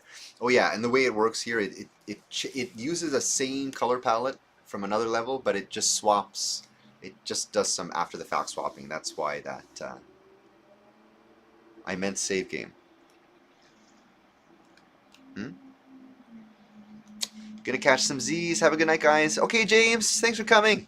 Thanks for joining, man. Good to see you. So as you can see, this level is very similar to the first level. Just the backgrounds, just different. Let me put the audio back on. Just different color palette to make it seem like it's an ice stage. Also, in the original game, there was like this silly ice physics. Yeah, I left the ice physics in, but I reduced it quite a bit. That was really silly, those ice physics. I wasn't happy with that. Why do you have so much ice physics? There's a Snow Commander enemy that you only see in this level. Love those little guys. What other secrets did I put in this one? I don't think I put any other secrets. There's that Starscream. You get a 2-level warp. You have to skip the next level if you grab him. I meant save games. Okay, here's Bruticus. I was thinking maybe I put Starscream as the sub-boss for this one.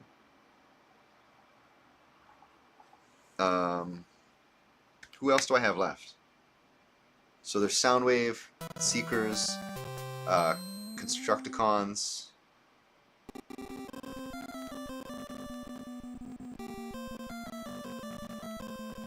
Yeah, I think I have some room to maybe add an additional character there. Maybe Shockwave, something like that. Okay, here we go. Where is the warp room for this one? I think it's on the left. Or side room. It's on the left side. Not there. There it is. Aha. And we got the U.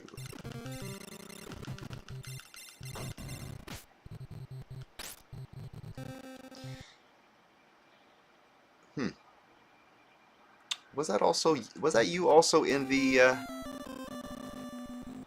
level stage 3 side room?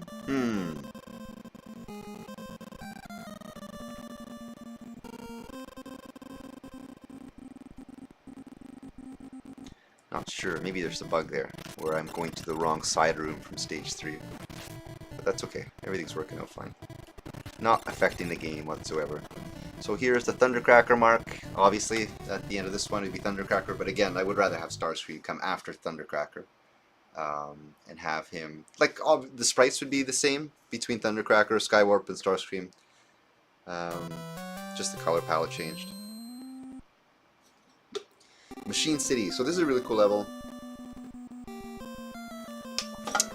What I wanted to do is I wanted to... Now this is a little bit ambitious. What I wanted, because I can do it, and I know how to do it, is where I can go across and then be able to go down, like drop through a hole or go up and essentially go to another crossover. Oh yeah, I guess I did implement it with the Shadow Ultra Magnus Battle side room, because you have to go up to the top, right? So I wanted to make it maybe this is more of a tunnel instead of just going like in a maze within the one screen. Go completely down another screen and you have another path to the right, and maybe there's a different access up top. So this level I would like to expand a little bit. Let's just play through it. What changes did I make here? So well, the checkpoints, you have to go in a certain path to finish this level, but in reality you just have to touch certain checkpoints, and there's 5 of them in this level. And what I did is I just replaced those checkpoints with these unused enemies that weren't actually in the final game, but they were in the back-end graphics and stuff. And when you defeat it, you get this turtle, that was also in the graphics but wasn't used. So it's just like telling you you have to kill these guys in order to get through. Oh no! That always happens here. When you come out of here, I sometimes, as I'm transforming, because I added to the program, you can continue moving while you're transforming. You end up going through the wall because there's no collision, no side collision on those lower tiles, I guess. Yeah, if you get that last enemy there, you get that Takara baby, which is not racist whatsoever. Or whatever. It doesn't have to be if you don't want it to be.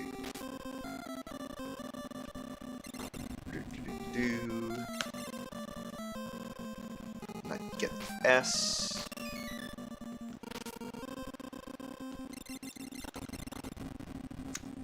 Those Zunon bats, they're called, are a lot more difficult to defeat when they are in their hibernating mode, when they're sleeping. But when they're flying, you hit them once and they're dead. Okay, here there's 2 more of these enemies we gotta kill for the checkpoint. Boop, boop, boop, 1, and then 1 below. Boom, boom, boom. Oh, you didn't get it? Are you serious? Yeah, we're having some extreme lag. Are you creating new bosses from scratch or just working with what's already here? I don't want it, Goober, I don't, like this is, for example, this is an existing boss. This is an existing Megatron. All the bosses we've seen so far have already been there, except for the Unicron is unique. There's a Galvatron, which we'll see in a minute, which is cheating unique. There is a Ultra Magnus. The Ultra Magnus essentially I made from scratch. Like, okay, I reused the tiles. Yeah, I reused the tiles, but it's a completely different method of programming the enemy tiles versus the player tiles, so I did have to do an additional amount of programming there. So the next unique boss will be Scrapper, because that's kind of, well, he's the first level sub-boss.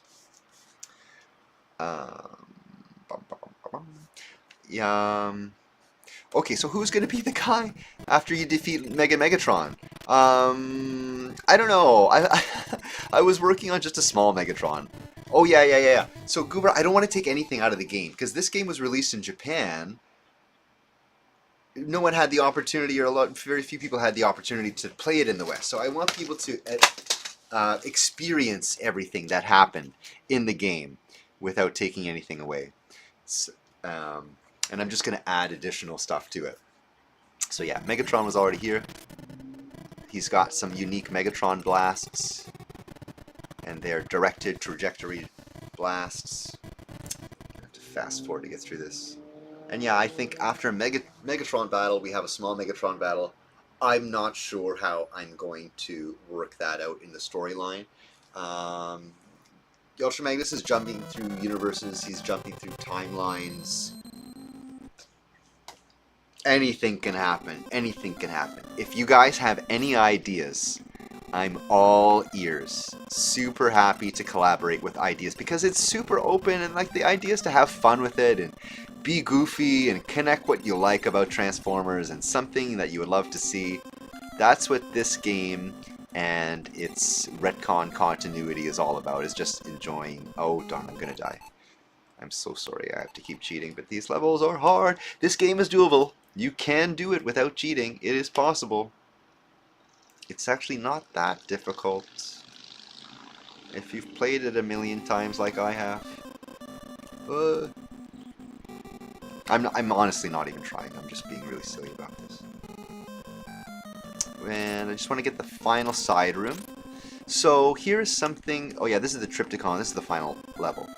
So in this TFCon edition, when you get to this point and you get to the side room, depending on how many times you beat the game, this side room will be different. So let me pause the game, and I'm going to show you each time. Oh, I see. Yeah. It's okay. That's interesting. I thought I had fixed this. This was something I added really quick before I published it. There was this glitch happening. I thought I had fixed it. Not sure what these blank tiles are at the left here, inside of those bricks. But yeah, this is just a welcome to TFCon room. Okay, whatever.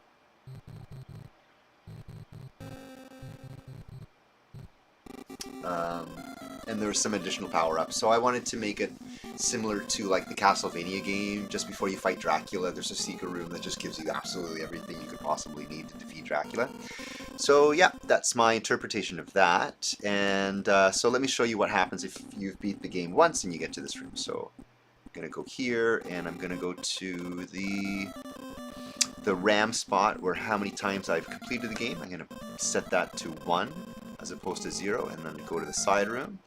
And then first dedication for this game is to my late cousin as of a few weeks ago, 3 weeks ago or so. Kari Kajankoski. She's my Kara L, my April O'Neill, my Carly. Yeah, passed away recently, so first dedication to her. And then let's go to if we've completed the game twice. Yeah, and then we go to the side room. Second dedication we have for Bryce Rutledge, which is our friend that we sadly lost a year before last year's TFCon, and yeah, it was still a bit tough. Year before, grieving for Bryce, we did a few things which I was really grateful for in his memory, and this year I picked up his Till All Are One Brycey pin, which I was reluctant to do last year, which I did this year. Happy to do that. And let's see one more time. If we complete it 3 times, what happens? 1, 2, 3. To all my friends, dedicated to all my friends in, at, and around TFCon, and around the world. So that's it. I think if you beat it more times than that, I think it just loops over the... You're gonna die, thought you... That's funny. You were watching the health there. And, oh yeah, and the more times you beat it, those power-ups are no longer there, I believe. Sorry, in the game. You're gonna die. You know what? Right now, I feel like I'm gonna die because I'm so freaked out by that tick bite just a moment ago. Just can't get it out of my head. To be quite honest, it's like really, really itching at the back of my head. So here, let's defeat TFCon real quick with some missiles. Oh, I'm gonna pause it. Because I I didn't collect all of the Energon cubes. So let's pretend we've collected all the Energon cubes by hacking it. So here it is, Rodimus RAM. I think it's FE I need to do. Yeah, FE. I've collected all the cubes but not yet activated Rodimus. And that'll give you a different ending. Well, first a cutscene. Oh yeah, and who's going to be the final boss for... Oh, that's right. Once you collected... I screwed up. Okay, if you didn't collect all of the Rodimus letters, that's where the game would end, and you would loop to the beginning, and you have to collect all the Rodimus letters in order to continue to these next two bosses. So boss number 1 is Galvatron. Here, as you can see, it's just a recolored Megatron. It took a little bit of finagling. It wasn't as easy as just replacing the colors, but it was relatively easy. And there. So boss number 1 is going to be a Mega Galvatron.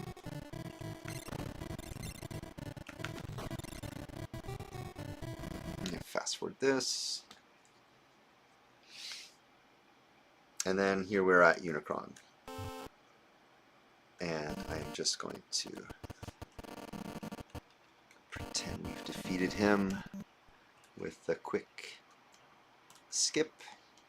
Okay, so pretended we've defeated Unicron. Now this is the cutscene after Unicron. And then our ending scene. Oh yeah, I left the Japanese version in. I don't know why. I already have a translated version, what I've planned for, but okay. I left the Japanese version in, it seems. And then it's just saying you've collected the time cubes. Go back, do it again, Rodimus.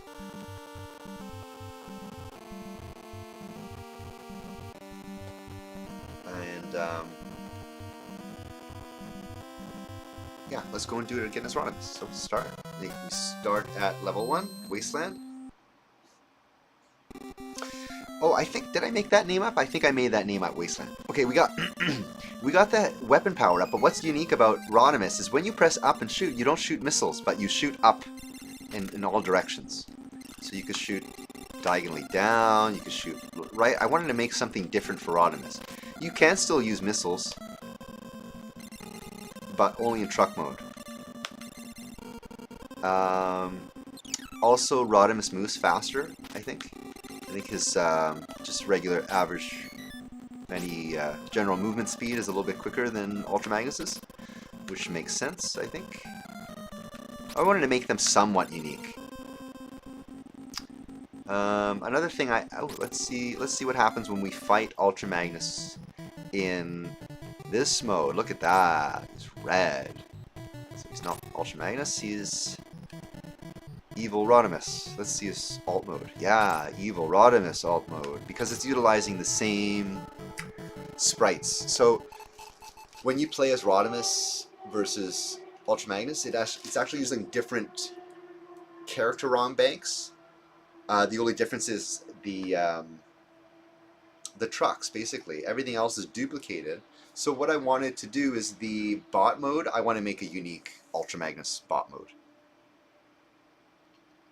I thought the final boss would be 6-shot. That's not a bad one. I wanted to incorporate things that are involved already in the Alternity storyline. Things that maybe are in the Bionotech storyline, maybe, don't need to. And then things that were incorporated in the promotional material for the Mystery of Convoy game. So whatever I could find, like they mentioned Devastator was supposed to be in the game, but definitely going to put Devastator in there. Insecticons were definitely mentioned in the promotional material. There's a lot of insects already. Would like to somehow incorporate Insecticons. Not sure yet how I'm going to do that.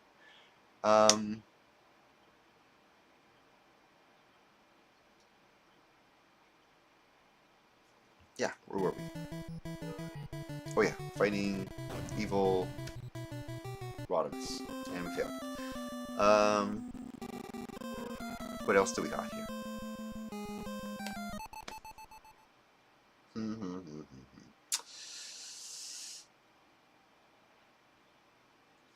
I'm gonna cheat. So when you put in the cheat codes, also if you press up, you can change what level you're going to. So let's just go all the way to TFCon. Let's get some power-ups. Let's go to Rodimus. So we're Rodimus now, and we're fighting TFCon. No matter what level you start with, always the start intro cutscene is this thing. Oh yeah, you could press start to skip it. There you go. And so, what is the ending we get with Rodimus? So we have Rodimus. We did not collect the Alternium time cubes. Okay, we got a cutscene. This ending, I'm pretty sure, because there is no. Yeah, this one I created. There is no Japanese iteration of this. So Megatron is defeated. Order to the timeline has been restored. A dark force looms. Collect the Alternium time cubes and prepare yourself for all our sparks. So the idea here is, yeah, we've gotten to TFCon, but we haven't collected all the time cubes. We have to start again. So we press start from the beginning. We collect the remaining Alternium cubes that we haven't collected our previous playthrough. Like if we collected one, like we don't have to collect that one again. So you could, that's where the level skips come in handy. You can skip a level that you didn't collect the cube for, or if you skipped it initially, you can go back and do it. And these time cubes, they spell out Unicron. Hi, kiddo. Hello. Are you in frame? Yeah, hi. Oh, she's telling me it's 11 o'clock. That's so funny. Wait, what are the cubes? Okay, let me show you what cubes are. So, number one, this, although it's now in the color palette of Rodimus, because it utilizes that same color palette, it is this is referred to as an Energon cube in the original instruction manual. And then you have, let's see what else here. You have this P cube, for example. That's a power-up Energon cube. It's a weapon Energon cube, as referred to in the manual. Well, it's an Energon cube that's a weapon power-up. And then you have this B barrier power-up, as it's referred to in the manual, which is also an Energon cube. And then we have this one. No, did I just? Okay, I think it's the next one, unfortunately. A lot of lag. My computer is really getting overheated here. Yeah, it's this one here.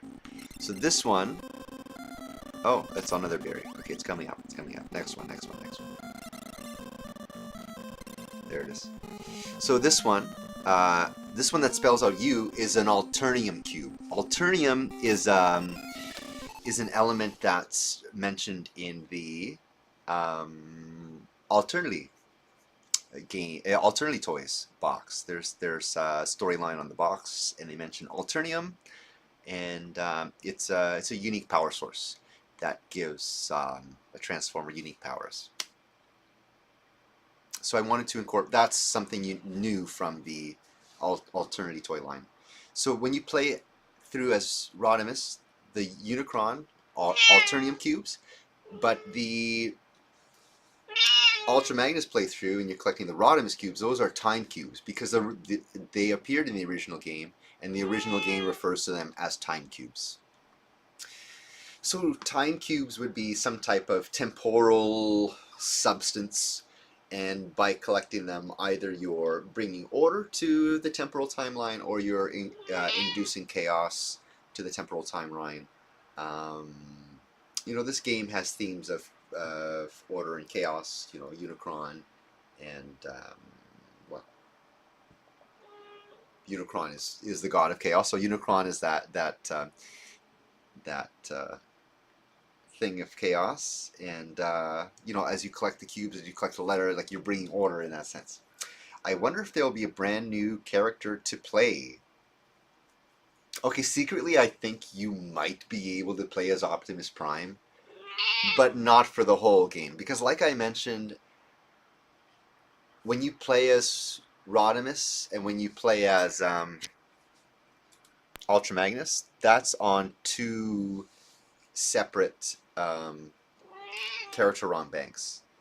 So I'm taking up a whole set of graphics background graphics and sprite graphics just to get a different character. So to add another character,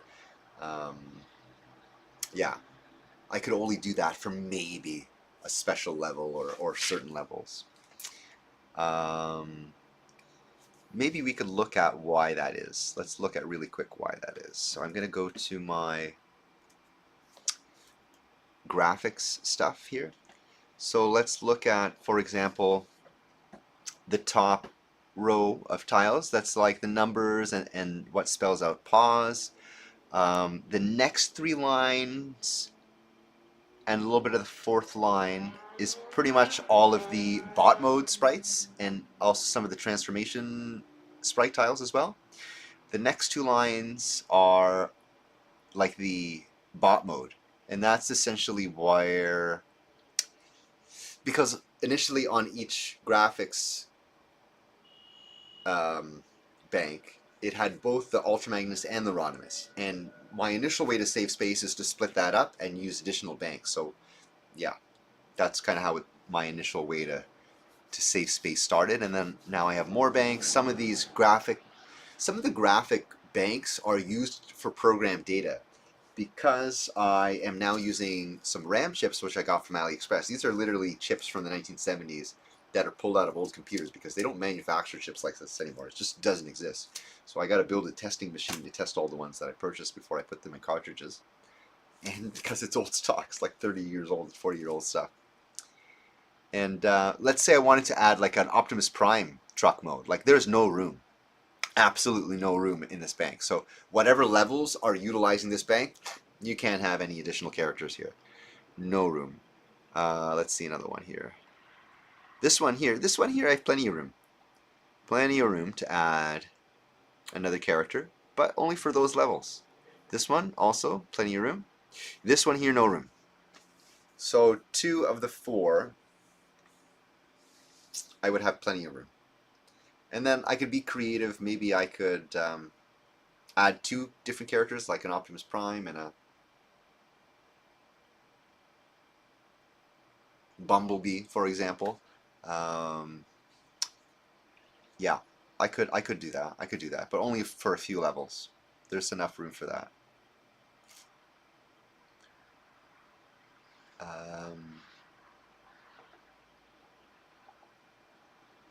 Okay, back to the game. What else? What else? What else? What else?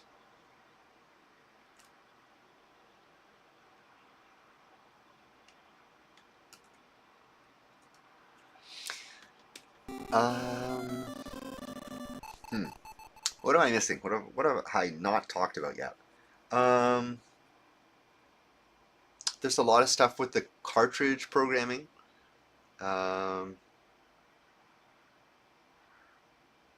I was doing a little bit of work on it last night. I have a friend that might help with, because I have to design the circuit board, and we're doing some collaboration work together already, and I want him to do most of the circuit board work. So yeah, I've asked him to do that designing for me. Just gave him the. You want to see how the Unicron boss plays out? Okay, sure. Let's play him as Rodimus now, because we played him as Ultra Magnus before. You know what? I'm going to restart the game because it's getting a little bit slow. You missed it, Paul. That's okay. We'll play it now as Rodimus because that's the intended way the game is going to end. Oh, Goober's here. You want to know something funny? Is that this icon sprite, this dinosaur, this is my this is Goober. That's Goober is in the game as this dinosaur because one year he showed up to TFCon as a colorful dinosaur, and that's technically Goober. So when you put in the Konami code up, down, down, left, right. So let me show you how that works out. I have to turn off the cheats. Let's disable cheats. Enabled, and then restart the game. So this is, I made a new icon here. When you're selecting, yay, that's me. When you're selecting the characters, then you press up, down, down, left, right, BA. Yeah, and then you get Goober, dancing dinosaur that can change colors and dance to the music. ha. So yes, that goober. It was funny, and I could add it. So yep, there you go. Here, this intro cutscene, obviously, if you're playing as Magnus here, well, as you saw earlier from the amount of tile space that this takes, I don't have much room to change that. Also, that means I don't have much room for cutscene animation, right? So that initial one is probably going to be the biggest. And yeah, the rest of them are going to be relatively small. Close-ups, face close-ups. Let's see if I have something here that I've worked out I could show you.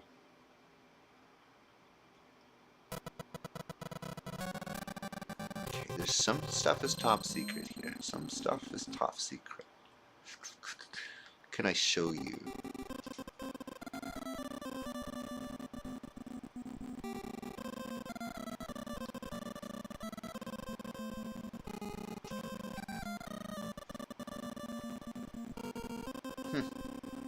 Where'd it go? TFCon hack.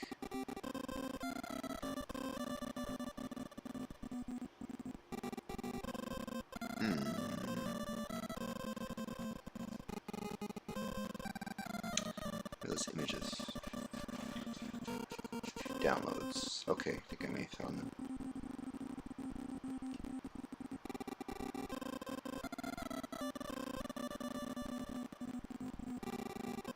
Yeah, where'd it go?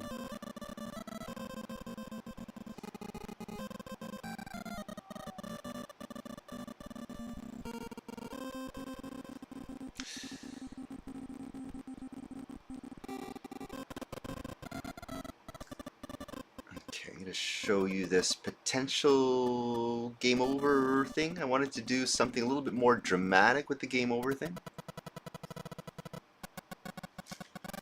Give you a quick glimpse of this.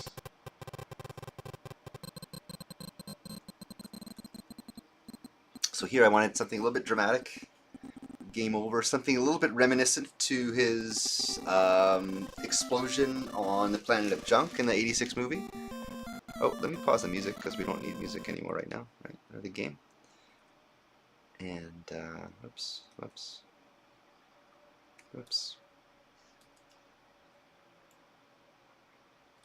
Okay, I'm gonna hide some of this top secret stuff here. I'm gonna show you, because I have some work for Scrapper I did. Where is it? Oh, here it is.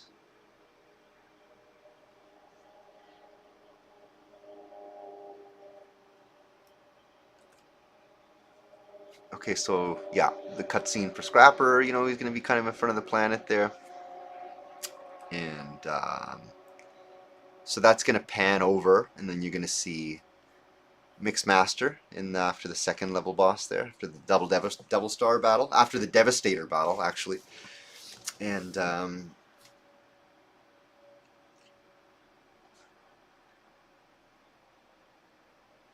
yeah, what else?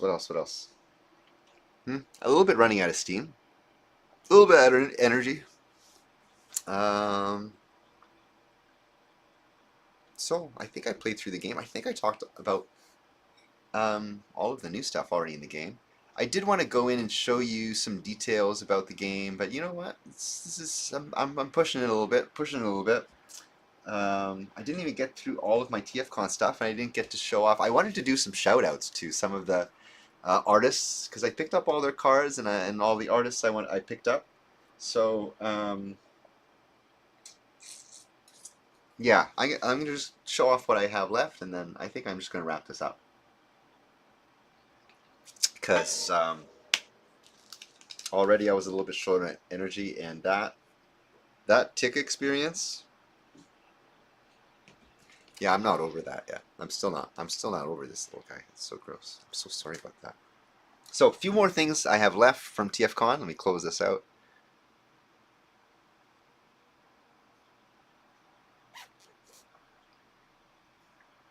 Oops.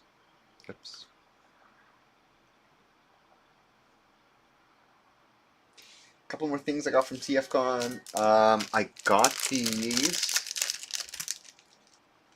Nintendo cartridges, and it took someone to point that out to me. It says G1Mon, G1Mon, and then did I say I got these from Proto Man? Yeah, it's a transforming Nintendo Game Boy cartridge. I couldn't believe it. I loved it. So amazing, very clever, very unique. Awesome. Thank you, Proto Man. Really appreciate it. Can we see the Unicron? Oh, Goober. I'm so sorry. Darn it. See, I'm running out of steam. Forgetting what I'm supposed to be doing here. Okay. Let's go back to the game and fight Unicron as. Oh yeah, I was showing off the goober icon there. Okay, so let's go to. What do we got to do? We got to go to darn. Okay. I'm gonna turn on cheats real quick.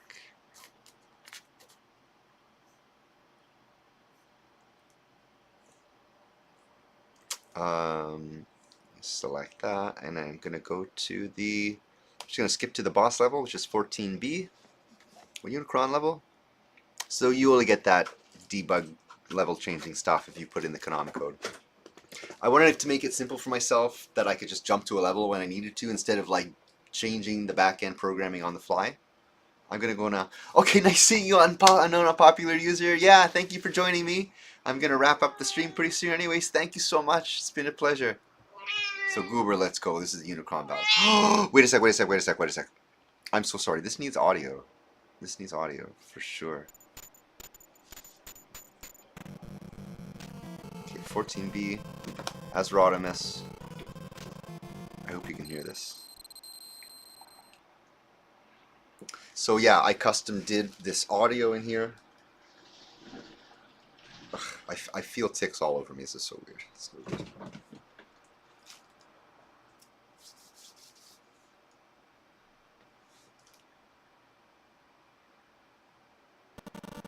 Here we go. So I had so much fun doing the animating the color palette there, so you can move as we're getting started. Unfortunately, Goober, I've been running my system so hot, running on my laptop today, that this is going a little bit slow. A little bit slow right now. So, Unicron is a whole background, except for his mouth, which is it's a sprite. As you can see, it's moving when he's shooting enemies. This is a Ligar. Ligars were only in the promotional content. And when I shoot him and he's shooting Ligars in the mouth, that's when I'm damaging him. As you can see on the top right, his damage is dropping. And that damage bar, I took that stylization from the Mega Man game. And this is actually making it a lot easier for me to fight him now. And these platforms are good and bad because they do block it when you want to escape to the side. And they're too low. Like, if you're escaping from the Ligers, it's easy to, like, run to the side and have them lose track of you, because after a certain amount of time, they stop following you and just keep going in the same direction. And if those platforms are too low, you get stuck, and those Ligers are going to catch you. So here we go. Here's a Liger. Boop, boop, boop. Let's get out of his way. Yes, we just missed that one. Here's another one. Are we going to miss him? Oh, he got me. And the third one is a little bit delayed. Let's see. Got away. All right. Another cool thing, unique thing about Ultra Magnus and Rodimus. Ultra Magnus shoots the missiles, whereas Rodimus can shoot in all directions. Let's see if I can get him to do that. Yeah, there we go. So what I find really cool is that if you're Rodimus, you could kind of recreate the Transformers movie poster by shooting straight up into Unicron's maw. Like that is the payoff to the Transformers movie where Ultra Magnus is pointing up, shooting at Unicron. Nobody is ever pointing up, shooting at Unicron in the entire movie, but in this video game, you could point up with Rodimus and shoot up. How do you kill him? You shoot it at his mouth as he is shooting enemies. So you can't, he's invulnerable when he's not shooting enemies, but when he is shooting enemies, you could shoot him. You shoot him in the mouth. Open your mouth. Yeah. So cool. Thanks, Goober. I can't hear. I don't have the audio on right now, so I can't hear. Maybe that. Maybe the sound was glitching out, because when I made that audio for the Unicron theme, it was meant to only be at the end screen. It wasn't meant to be overlapped with like gun audio sounds or jumping audio sounds, because that takes up an audio channel. There's 4 channels. There's 2 pulse channels, which is like notes. There's a triangle channel, which is kind of like the bass. And then there's a percussion channel, which is mostly noise. And let's say I have 2 pulse channels, which is doing the melody. The triangle channel is going do do do do do do do do do. And then, you're welcome, Goober. Thanks for being here, dude. Thanks for watching, man. And then the percussion is going, well, it's doing the percussion, the noise channel. And then I need the 2 pulse channels for the melody, because it has that very eerie off note thing going on. Burr, burr, burr, burr, burr. So yeah, I wrote that for an ending thing, not expecting it to be overlapping with gameplay. Then I got Unicron in the level, and I'm like, wow, may as well use the Unicron theme. So what I may end up doing is I may simplify the boss battle with Unicron by taking out one of those audio channels, so that that audio channel can be used by sound effects from guns or jumping or explosions or whatnot. And then at the end of the game, the final scene. Oh, and there is a triumphant end game music, which I really love. And I'm gonna keep that for like the good ending in the game. Very triumphant. And then the Unicron theme is going to be at the end of the game for like the bad endings, for the endings where you haven't collected all the time cubes. And then I can hear the Unicron theme now.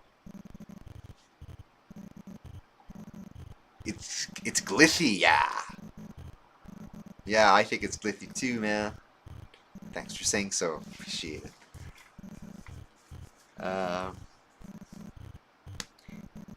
What else? What else can I mention about this current updated demo and the future of it? I think I've covered quite a bit of it and what I'm going to do with it. Yeah. Okay, last few things here. What have I got? I got my Radzone business card. Boom. Oh, let me go big screen now.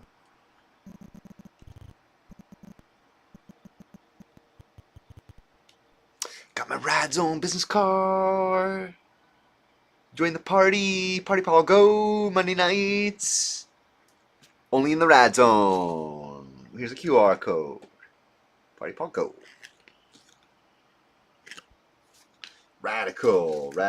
Okay, there's a few other artists I wanted to shout out, but maybe next week, because I have these. Look at these Samurai Pizza Cats. These are incredible. I love this. That is just awesome. So Ninjatron is producing his own stickers. He has his own production company now, and bam, that's some great artwork. I love that.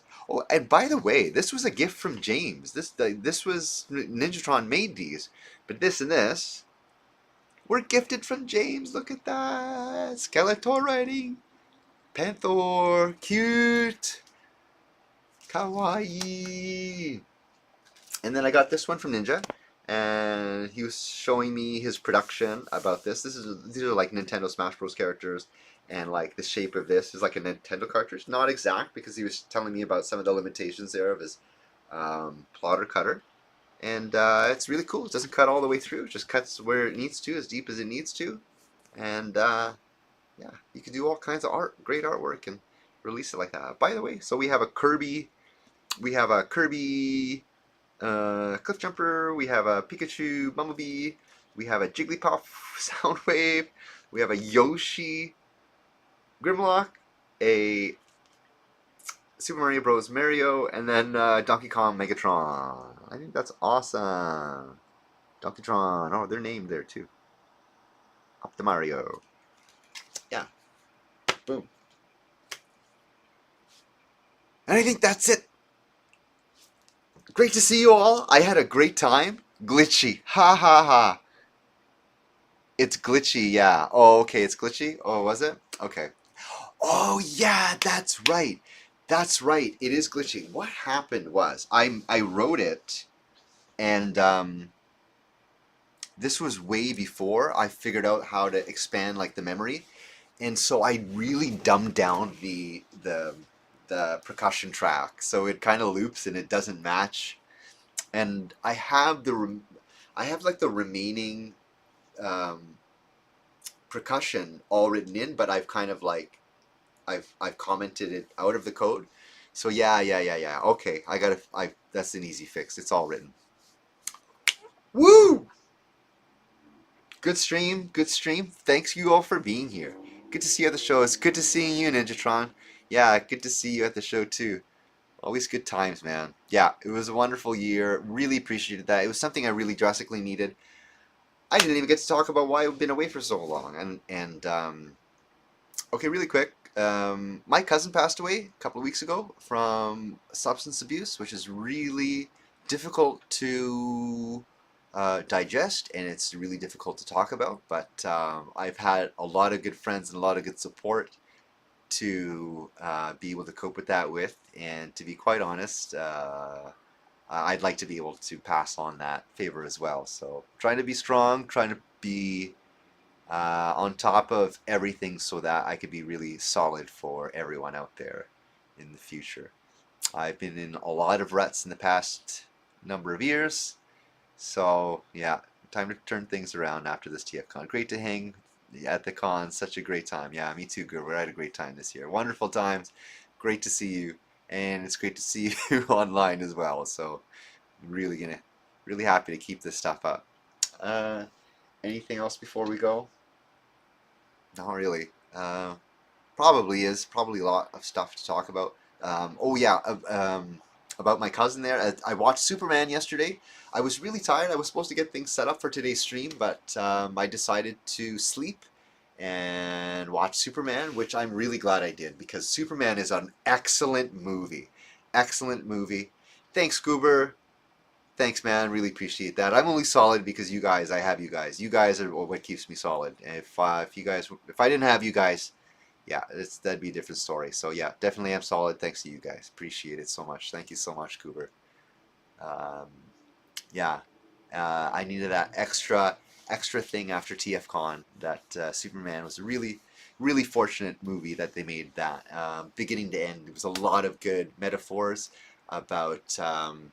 About differences between people, like differences outside, different languages, but we're all the same inside. Um, about animals and caring for animals. I watched Superman today. It's great, isn't it, Ninjatron? It's wonderful. And the ending there where uh, Kara L is off on other planets partying. The story is that she's experienced a lot of hardships from Krypton. Like she was there, and Clark wasn't. You see it in theaters. You streamed it. No comment. And then definitely movie with healing powers. Definitely movie with healing powers. The whole movie, beginning to end, healing powers. No spoilers. Oh, you're right. I'm bad at that. Okay, I'm not gonna say anything more. Um, whole movie, beginning to end, ending included. Very healing, very healing, very important to be concerned for others despite the difficulty they're inflicting on themselves. Yeah, yeah, it's important to care. Yeah. And maybe it's difficult to say some things, but it's more important to say those things. And sometimes it goes on deaf ears, and it takes a willingness to listen. Sometimes it only takes you to say it once, and the listening maybe might come later. Saw it in theaters with D-Box, so see Rumble. Nice, nice. Oh, that must have been exciting. I saw other Superman I forget which Superman, but I saw another Superman movie in the D-Box with the moving seats. That was a lot of fun. Yeah, so definitely that would have been a lot of fun for this one too. Yeah, wonderful. Good times. Wonderful. So I'll see you guys soon and throughout the week as well. Thank you for being here, guys. Thank you for coming to TFCon, and we'll do this again soon. Good review. Good review. Thank you, man. I want to see it now. Yeah, Goober, go see it. 100%. No spoilers. Worth seeing. Worth seeing. Okay, ciao. Good night. Ending the stream. See ya. Oh, one more thing I want to show. Oh, one more thing I want to show. Oh my god, my Slurpee Run cup. Oh, my Slurpee Run cup. So this has a 5mm peg. James designed this with some art 3D print guy, and he distributed these at the Slurpee Run, which was so much fun. So much fun. Okay, more to talk next time. Bye.